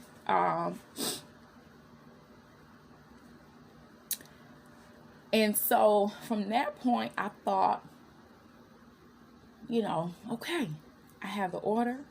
I went to school. I talked to my teacher, and he and I spoke about it. And I thought I was moving on, living my life. And then all of a sudden at work, the people, from that hotel with the drugs and everything started popping up at my workplace, like literally sitting down. And, it was almost like they wanted to be around me, I guess. Like, they wanted to know more about me. Because, like I said before, they, had made comments before in the past. Like, it seemed like you had a good head on your shoulder, and this and that or whatever. And they never really did anything to me. But, public place, it's not like they're threatening me or whatever. But then they stopped or whatever. Because I guess they would just come by if they were in the mall. Because like I said, the restaurant, it was, attached to a mall. And I went on, living in an apartment, raising my daughter, my family, with help. I had a good support team. So I was just handling my business, still hanging out with friends and everything, And this one particular night, me and somebody was having a party, and this was a Saturday night, and everybody was going, like the assistant manager, we were all going, like, okay, you going, yeah, we gonna go, yeah, we going. And me and this one girl, we had gotten close. She had called me like her little sister. And so we had planned the day before. We were like, okay, you bring she said, okay, she was like, you want to ride together? I was like, yeah, let's ride together. And I said, how about this? I said, can you bring your bag to work? Whatever you gonna wear or whatever, bring your bag to work.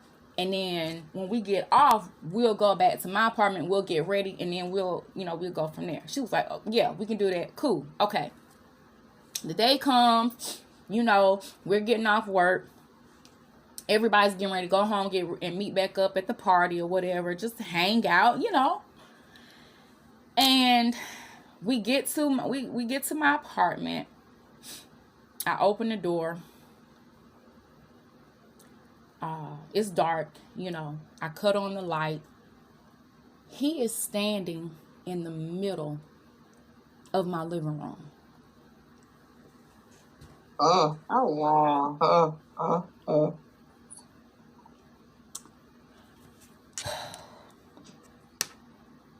Wow. We're quiet. Everybody, the three of us, no one is saying anything. My coworker / friend at the time is looking at me. I look at her. She's looking at me like, like, what in the hell? And, some exchange of words is happening between him and I. He's saying stuff like, you doing this to me? Like, me now, I'm doing this to him. I'm doing this to him. I'm doing this. I'm doing that. He's not going nowhere. He's going to go where you think y'all going. You going. I mean, he's doing this in front of her. And this is after the restraining order.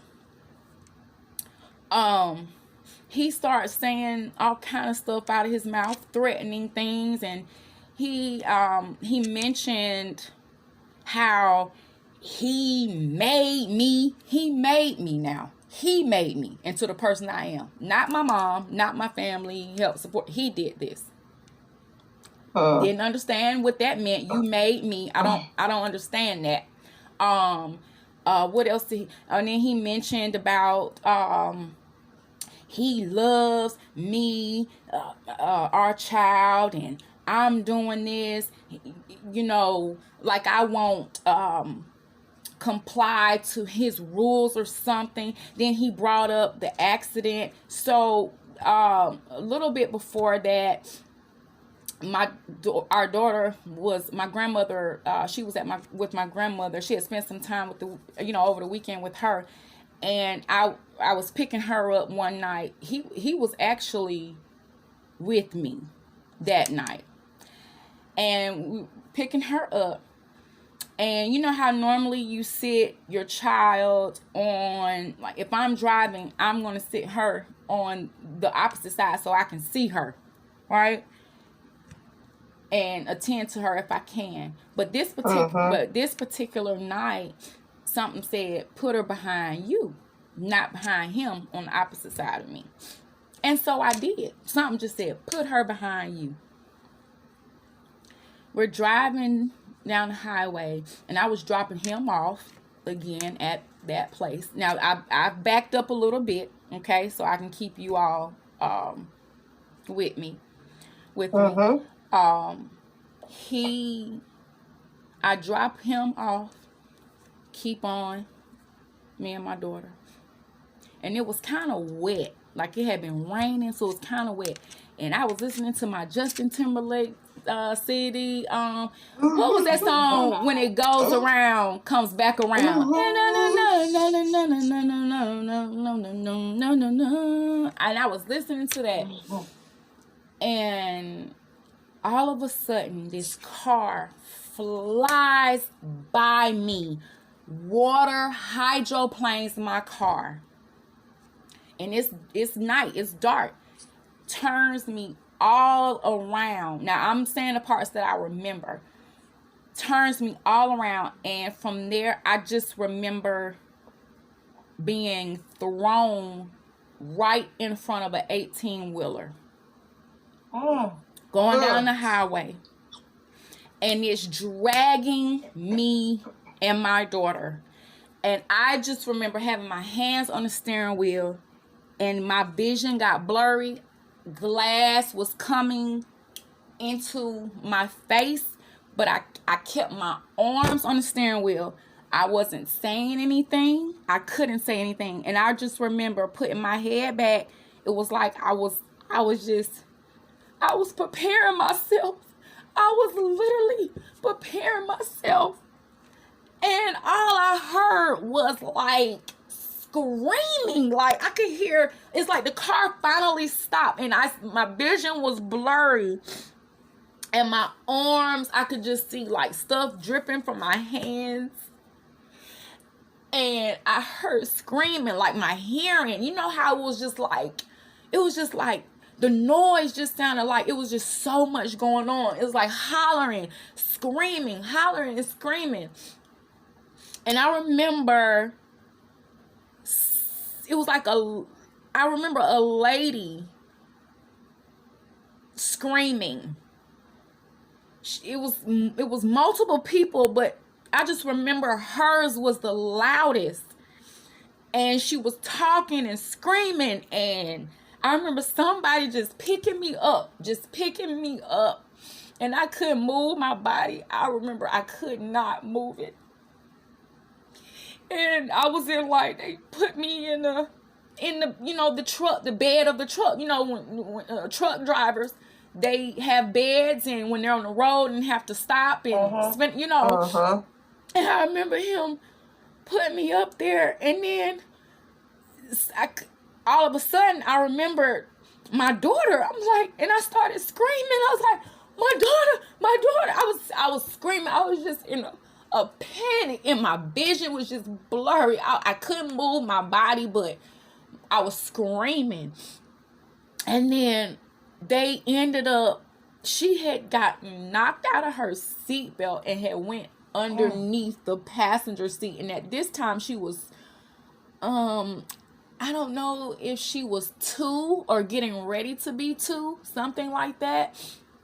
And I remember I heard a cry, like a baby cry. And I remember I stopped shouting, and they were bringing her in, and she grabbed me so tight. And I just started screaming because I wanted her.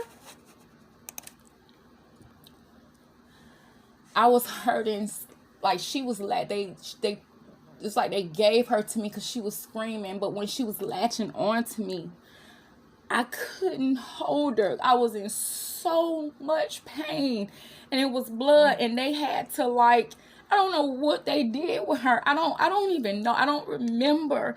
And I just, from there, I remember that I think an ambulance came. I don't remember, because I just remember being in the hospital. I do remember being in the hospital. They had gotten me cleaned up, and I couldn't move. So it's like taking care of somebody that's, that can't care for themselves and move their body.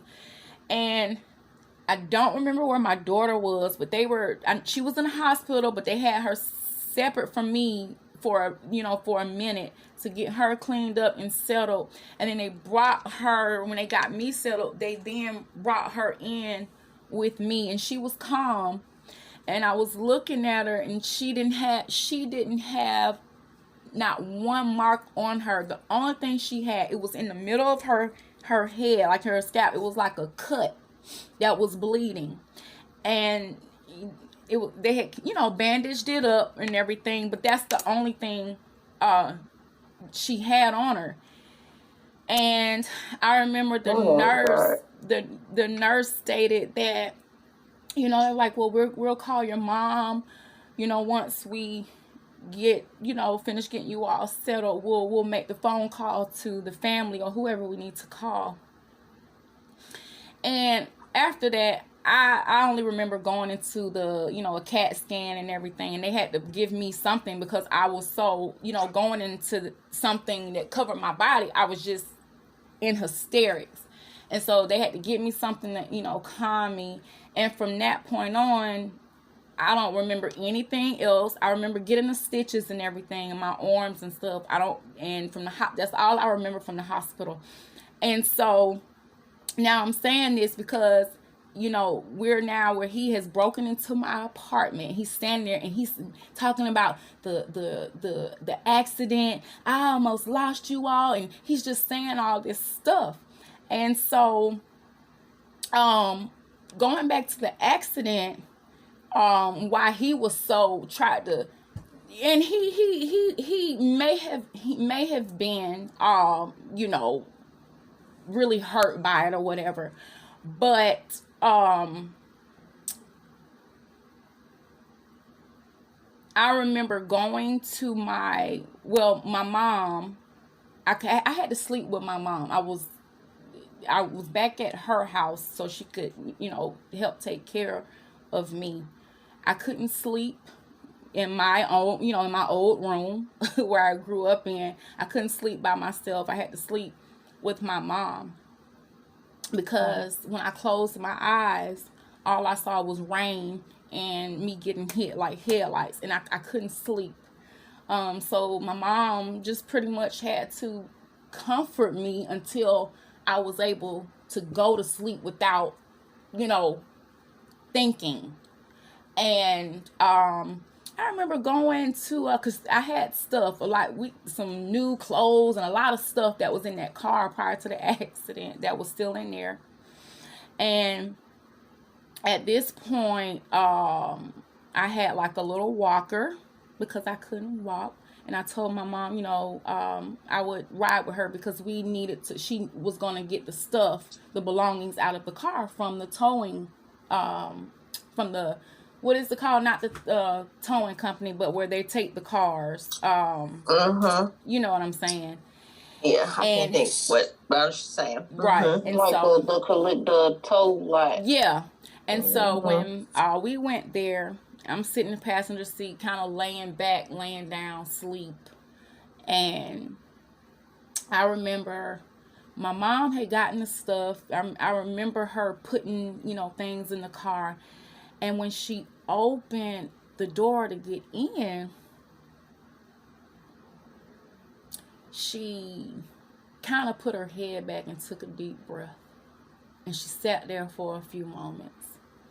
And then she finally, and I remember kind of waking up looking at her like, kind of like, what's going on? Kind of in a daze. And she looked at me and she said, she was just like, Kylan, there is no car. There is no car. And I was like, what do you mean? My car's not here? She was like, no, that's not what I'm saying. She said, that car is smashed as if you took a soda can and just stepped on it. She said, and I don't know how you made it out of there. But she said, it had to just be God. And I remember the guy that worked there, I think he may have been the manager, because my mom said something, and he was walking like out, and he looked like he was looking at my mom. Then I could see him looking at me in the passenger seat, kind of laid back, because I had bruised, like my face under my eyes was bruised where the blood come down. I had, my whole chest was bruised up from the seat belt. Like I was just bruised and stitched up in my hands and my arms. And I remember him asking my mom when he walked out, he said, is that the one that was driving that car? Like he was like he asked her like in a way in like disbelief. And she said yes. And he said, he looked and he started shaking his head, and he was like he couldn't believe it because there was no car. And I didn't look at the car. I didn't want to. I've never seen it. And so fast forwarding back to that's why, he was so, you all in the car accident, almost lost you, and you doing this and you doing that. Putting everything on me. Not that he held a gun to my head. Not that he pulled my hair out. Not that he kept choking me, blacking my eyes, hitting me, and wanting control over me. I was doing something. What? I don't know. It would be times where he would be in jail and I would walk out to go home, and my car window was broken into. Had to get that fixed. Another time, walking out from the same job that I'm talking about now, where I was waitressing, I'm walking out and a car drives by and says, your baby daddy wanted me to tell you hello, and he's in jail. So I'm like, I'm just being stalked. And here you are again. You have broken into my apartment waiting on me. So I had to come up with a plan. I go back in the room and I tell my friend, this is the plan. And I said, we can't do anything because he's gonna hurt both of us,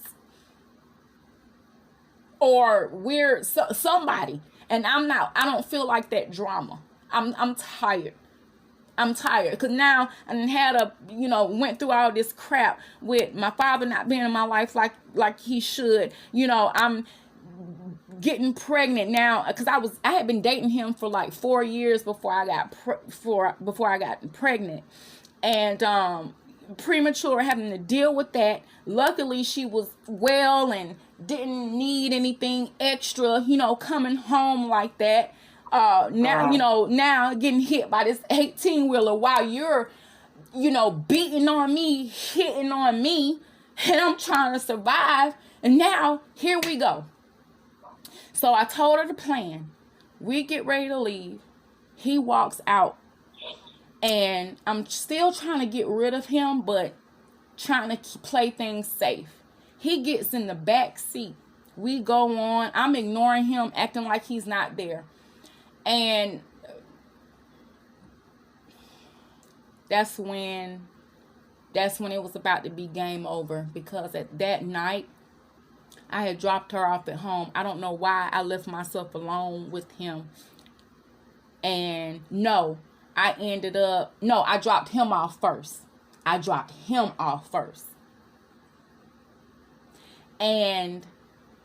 dropped her off in some kind of way. He came into apartment again, and he got in because this time, when he broke in that first time, he had unlocked my balcony door. So I didn't think to check it. So he's waiting on me again, and he starts up fighting me, hitting me.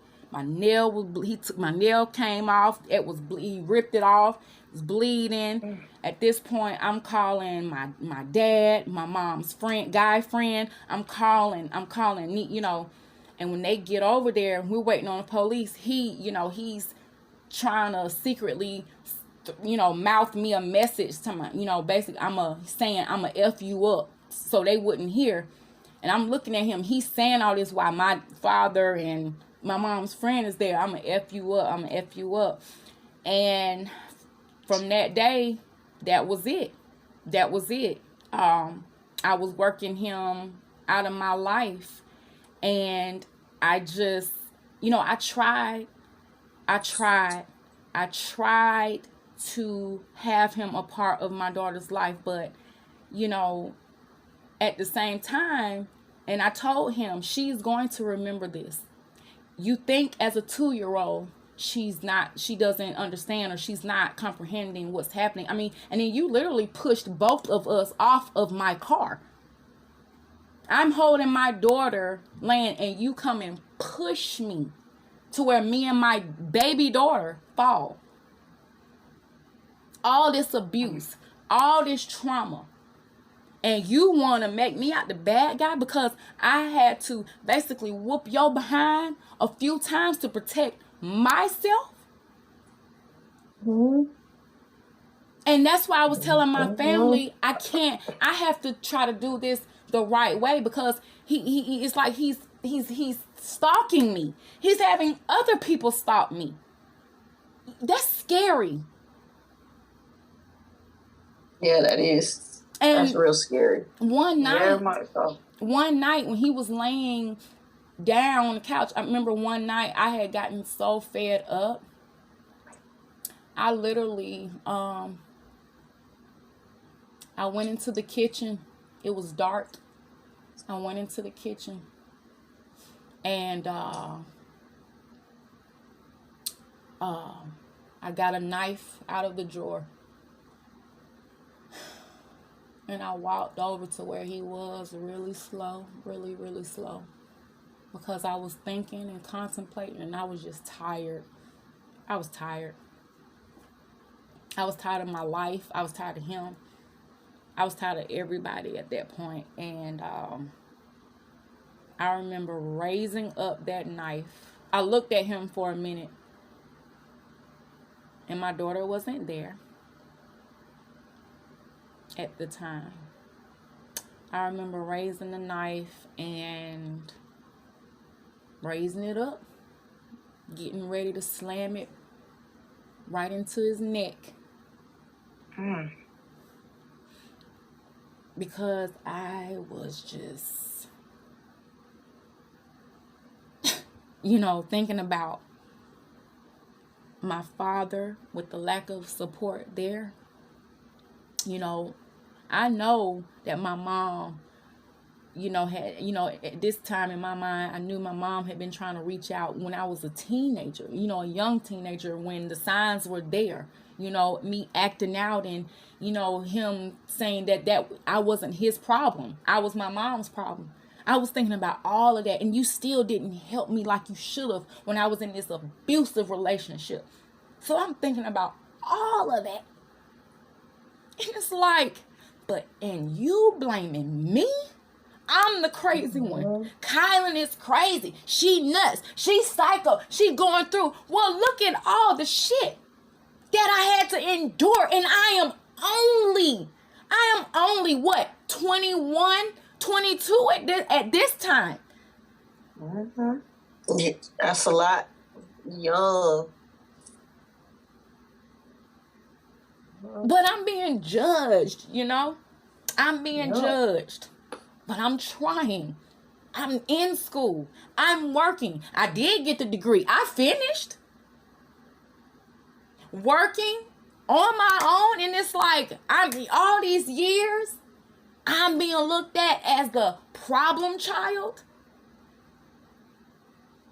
No, I did not know how to communicate I knew how to communicate certain things. But when I had the level of severity, it was just it was hard. It was hard. And so that anger built up. And once again, you know what? I'm going to cover this up. I'm going to get past this. Real quick. Like everything else. Like my parents' divorce. Like me not feeling like I belonged in school. Yeah, I had friends or whatever, but still didn't belong. Feeling like the black sheep. Feeling like I'm not going to amount to nothing. Feeling unsatisfied. Trying to fill a void. Right. Feeling like God just ain't on my side. So I feel that, Tia, when you talked about that. It's like, are you serious right now? But you know what? Right. I'm going to do what I do. Just like when I got out of jail, I'm going to cover that up. I'm going to cover that up. Go on and get my diploma, walk across that stage, get ready. I'm just going to throw it in the basket with everything else. Everything. Let me go ahead and throw this in the basket too. Let me hurry up and close it on so I can move on. That's how I was dealing with it. Because I'm strong. People, they're telling me I'm strong. You strong? You strong. You need to, stop this and stop that. And even though they were,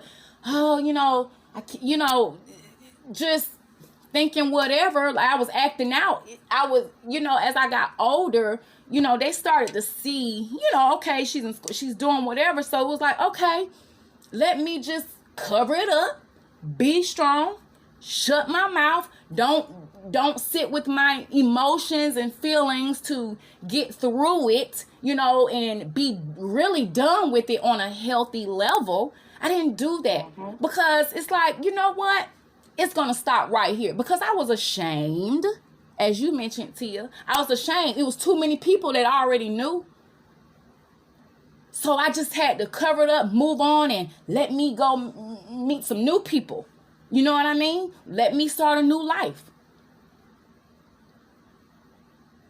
Let me move on because now I'm ashamed because how somebody like me, yeah, you're right. I knew that I was, deep down, I felt that I was worth more. But then the stuff that I was getting hit with and thrown with, I'm like, this may be telling me something different. But you know what? Let me still keep going. I'm dealing with this, but I'm about to move on. I'm not about to think about this anymore. I'm not about to deal with it. I'm not getting ready to process this any longer. I'm getting ready to move on. And from there, from school, I ended up meeting an older guy. I was 22. He was 30. And I'm actually going to put a pin in that because that's another ride. That's another ride. I'm going to decide to save that piece because right now, I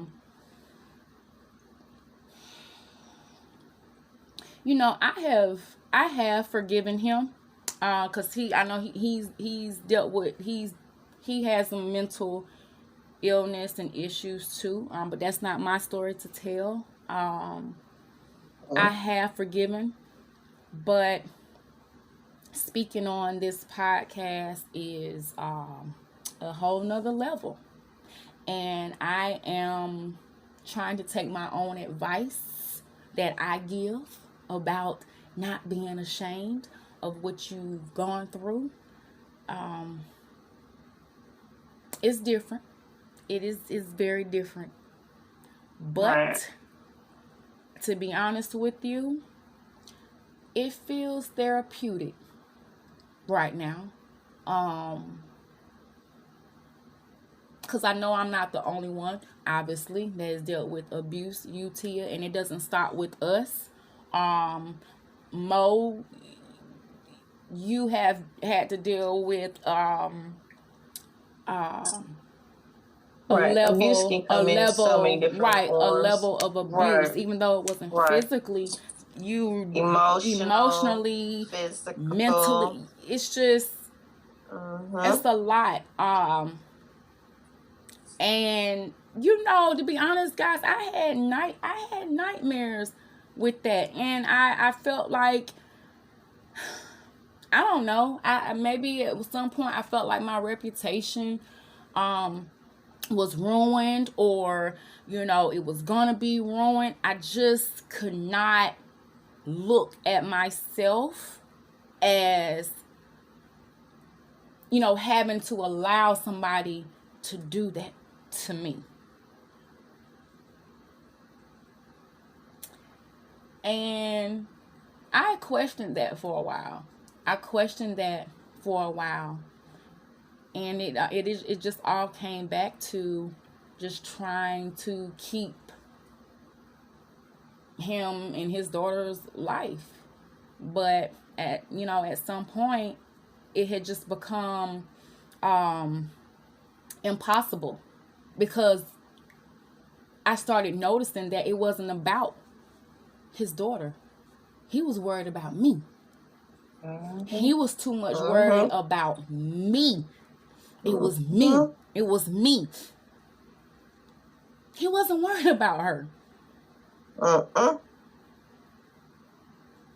And I told him, I said, you're going to regret it. And you think this girl is going to get older and older, and she's going to remember. And as of today, and again, that's not my story. That's hers to tell. She remembers it.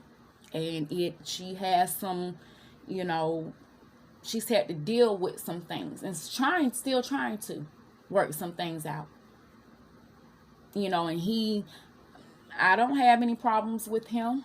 I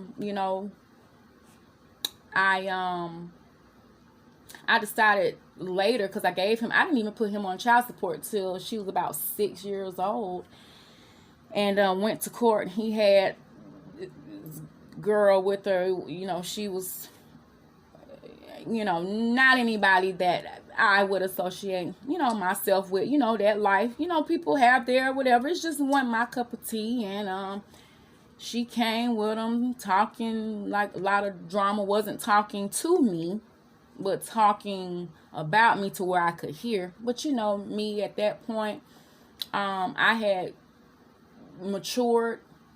She was 6 at this point. I just handled it like a young, mature adult. And I did in the courtroom, because they only deal with one case. When you have court, everybody has to get out of the room, and they call you by case or whatever to deal with you without anybody else in the room. And so it's just me, him, and the lady, and from, was it DFAX or something like that, and a guard or officer, police officer. We're sitting in the room at this point, and something just came over me, and I stood up. Now, you're not supposed to do all that. I stood up. Now, we sitting side by side. I stood up, and I leaned over him like as I'm leaning over one of my kids. And I got in his face. I did, guys. I got in his face. Because this was the start of our future and how we were going to handle things from this point on. I got in his face, in which you're not supposed to do that. You're not supposed to do that because, again, an officer is right there for a reason. But I'm going to tell you, I was very quiet, and I got down, and the lady's still typing. And I was kind of shocked, really, as I think about it. Nobody said anything because, again, you're not supposed to do it. And I said to him, I told you that this day would come. And I said, basically, I can't remember exactly what I said, but it was in some effect to, you come at me again, or you try me again, or something like that. And I'm you know how you talk with your teeth, like I'm meaning what I say. Right. And I said, you try me again, basically, you come for me, I will make your life a living hell. And I sat back down, and I crossed my hands and my feet and looked straight. The lady just kept typing. The officer, I looked at him. His head was down, and he was shaking it, and his shoulders were kind of going up and down. He was laughing. He wasn't laughing. You know how you try not to laugh, like it's not funny, but he's laughing like like Lord have mercy. When he was chuckling. Yeah, he was chuckling like she done got, like, oh my goodness. And I sat back down because at this point I'm getting ready to carry myself with class. I'm over. This is over. Now you tried to control me. You did all this to me. Now who's boss? Now, that was my message to him. Try me again. And like I said, the story will, starts back up. The roller coaster starts back up with me being 22, meeting a 30-year-old at school. And like I said, ladies, I'm going to have to save that. So we have been talking for over 2 hours now. Can you believe it? I mean, it's so much to say, and it's like not enough time, but it is. Right. I do want to, I hope that we are, helping others out there with our stories, and the things that we have been through in life. Times have changed, or at least that's how I, like to look at it, because we've been through a lot, within just the last 2 years, a pandemic, a war, just things in our climate. I mean, up and down the roller coaster, people, having to deal with their mental health and mental issues and trying to survive, not having enough money to put food on their table to take care of their kids. It's somebody, you don't know, somebody is being abused right now. Somebody is getting hurt. Somebody has died. Somebody has lost a child. I mean, all these things are happening right now as we're speaking. And we can't be silent anymore. We have to start learning how to support one another, being there for one another, not just with us women, but with men and our children, and especially with our children because they're, they're our future. Right. Mm-hmm. So I'm gonna open it back to you all with, any closing remarks you want to leave the listeners with. My heart is really heavy right now, and it's not because of my own story. It's me thinking about, other people in the world. Like literally going through it this minute, this second. Yes. Yeah. Mm-hmm. Somebody always going through something. Always. But it's really up to you on if you're going to learn from what you're going through, or you going to just be that person that just keep sitting there and just taking it when you see stuff that's just happening wrong. It's like sometimes you got to make a decision at some point. Yeah. And I think I it took me a minute to stop being that you have to be nice to try to keep the peace. Well, right. That sure ain't me no more, because I'm going to ruffle some feathers at this point. I'm a little bit too old to still be trying to walk on eggshells. And at some point, you got to you can't just be sitting back trying to hold and for other people's feelings while you sitting back and getting your own feelings hurt. Sometimes you got to put yourself first before other folks. You'll get there eventually. It takes some bumps in the roads, some bumps on in the road, some bumps on the head, some bumps on the back. But you'll see it and you'll learn. You ruffle some feathers. Oh, okay, cool. Let me go ahead and go lay down because I know that I'm finna sit at peace because I ain't taking the bullshit no more. Mm-hmm. Yep. And I believe when I say I sleeps at night because I'm at peace to the fact I'm not taking no foolery no more. I'm not arguing with nobody. None of that. You want to argue? Oh, okay. Well, I'm going to go ahead and go lay down and go sleep while you arguing. You got it. Nah. You gotta put you first. Forget everybody else sometimes. And I hate to be like that, but that's just what it is sometimes. That's where I want to leave that at. Yeah, I agree. I agree, Mo. Yeah. Tia, you got some last closing remarks, my lady? It's just to piggyback off of what Mo said. I mean, at the end of the day, it's a growing. You gotta grow up. You gotta grow up. It's growing pain, but you gotta do it. And definitely that part. I wish I had more in my ear at that age. Yeah. To where you can't make other people happy if you're not happy. Yep, that's true. You have to be happy. You have to put your happiness first. And when I say happiness, it ain't always necessary. Ha ha he he.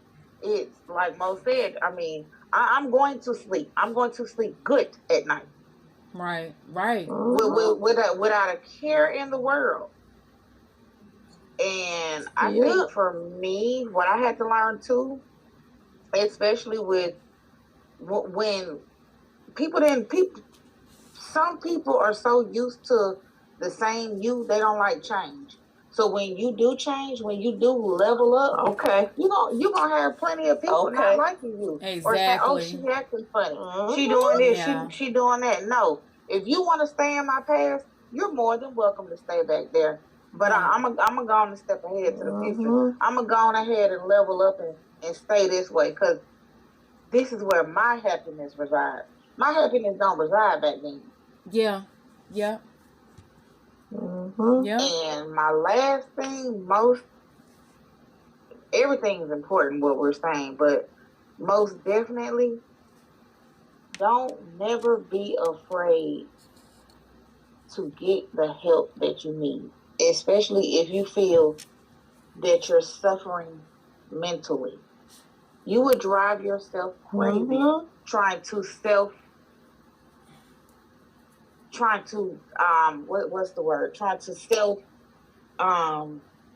self-help, basically or self-help or self-medicate, self-heal. Right. Exactly. It's nothing wrong with getting help or asking, hey, I need help. There's nothing wrong with a cry for help. Get it. I think our society is pushed to the side. Oh, counseling, I done had so many, oh, counseling ain't gonna do nothing, and actually it is.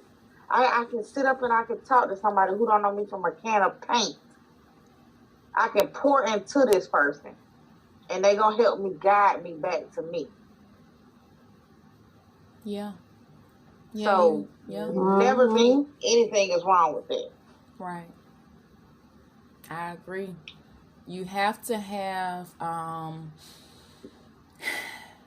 if you want to live happy and healthy, and not to say, you won't have challenging times, you won't have bad days, whatever, but for the most part, if you're happy within self and you are living, a healthy life, and you're surrounding yourself with like-minded people who will support you,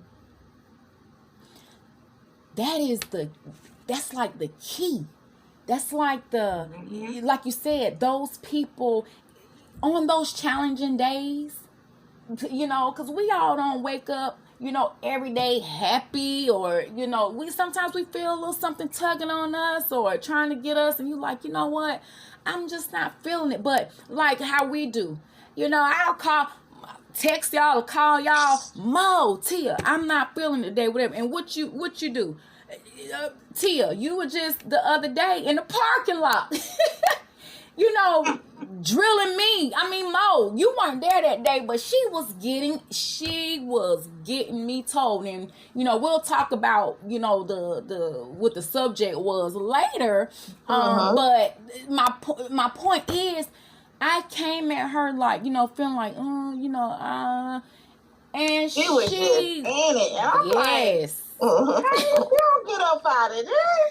Yes. But you need people like that. Mo, you've had your times with me, and it's like we when we need help and we're not feeling it, when you have those people that will help you, redirect you, and start filling your head up and your soul up with positivity, and just making you feel like you on top of the world again, like you can conquer anything. Boy, but you have to be in the headspace to accept it too. That's something else we'll talk about. You have to, in order to feel the feeling of just,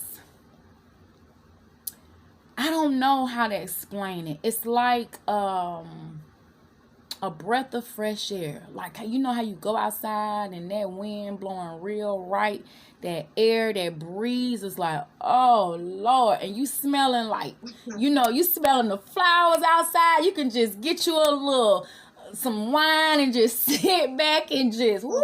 Like, when you have people around you that make you feel like that, bring that same feeling to you, you've won. That's nice. You've won. You've won. So I'm going to leave it right there. And guys, we, I'm just going to remind our listeners, this is a series, Breaking Points Exposed is a series with our stories. So we will be continuing this conversation. I think it gets better as we go along. I know on my side it is. I'm probably going to leave some mouths wide open.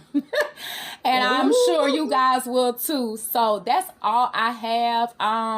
Oh, if you can, Mo and Tia, please let if you want to, let the listeners know where they can find you and follow you to keep up with you. Sure. Yep. So I can be followed on Insta at MNA Birch. That's on Insta at MNA Birch. And I am on IG at T__ Simmons Caters. Again, IG T_ Simmons Caters. All right, ladies, thank you so much for joining. Again, it's been real nice, real therapeutic.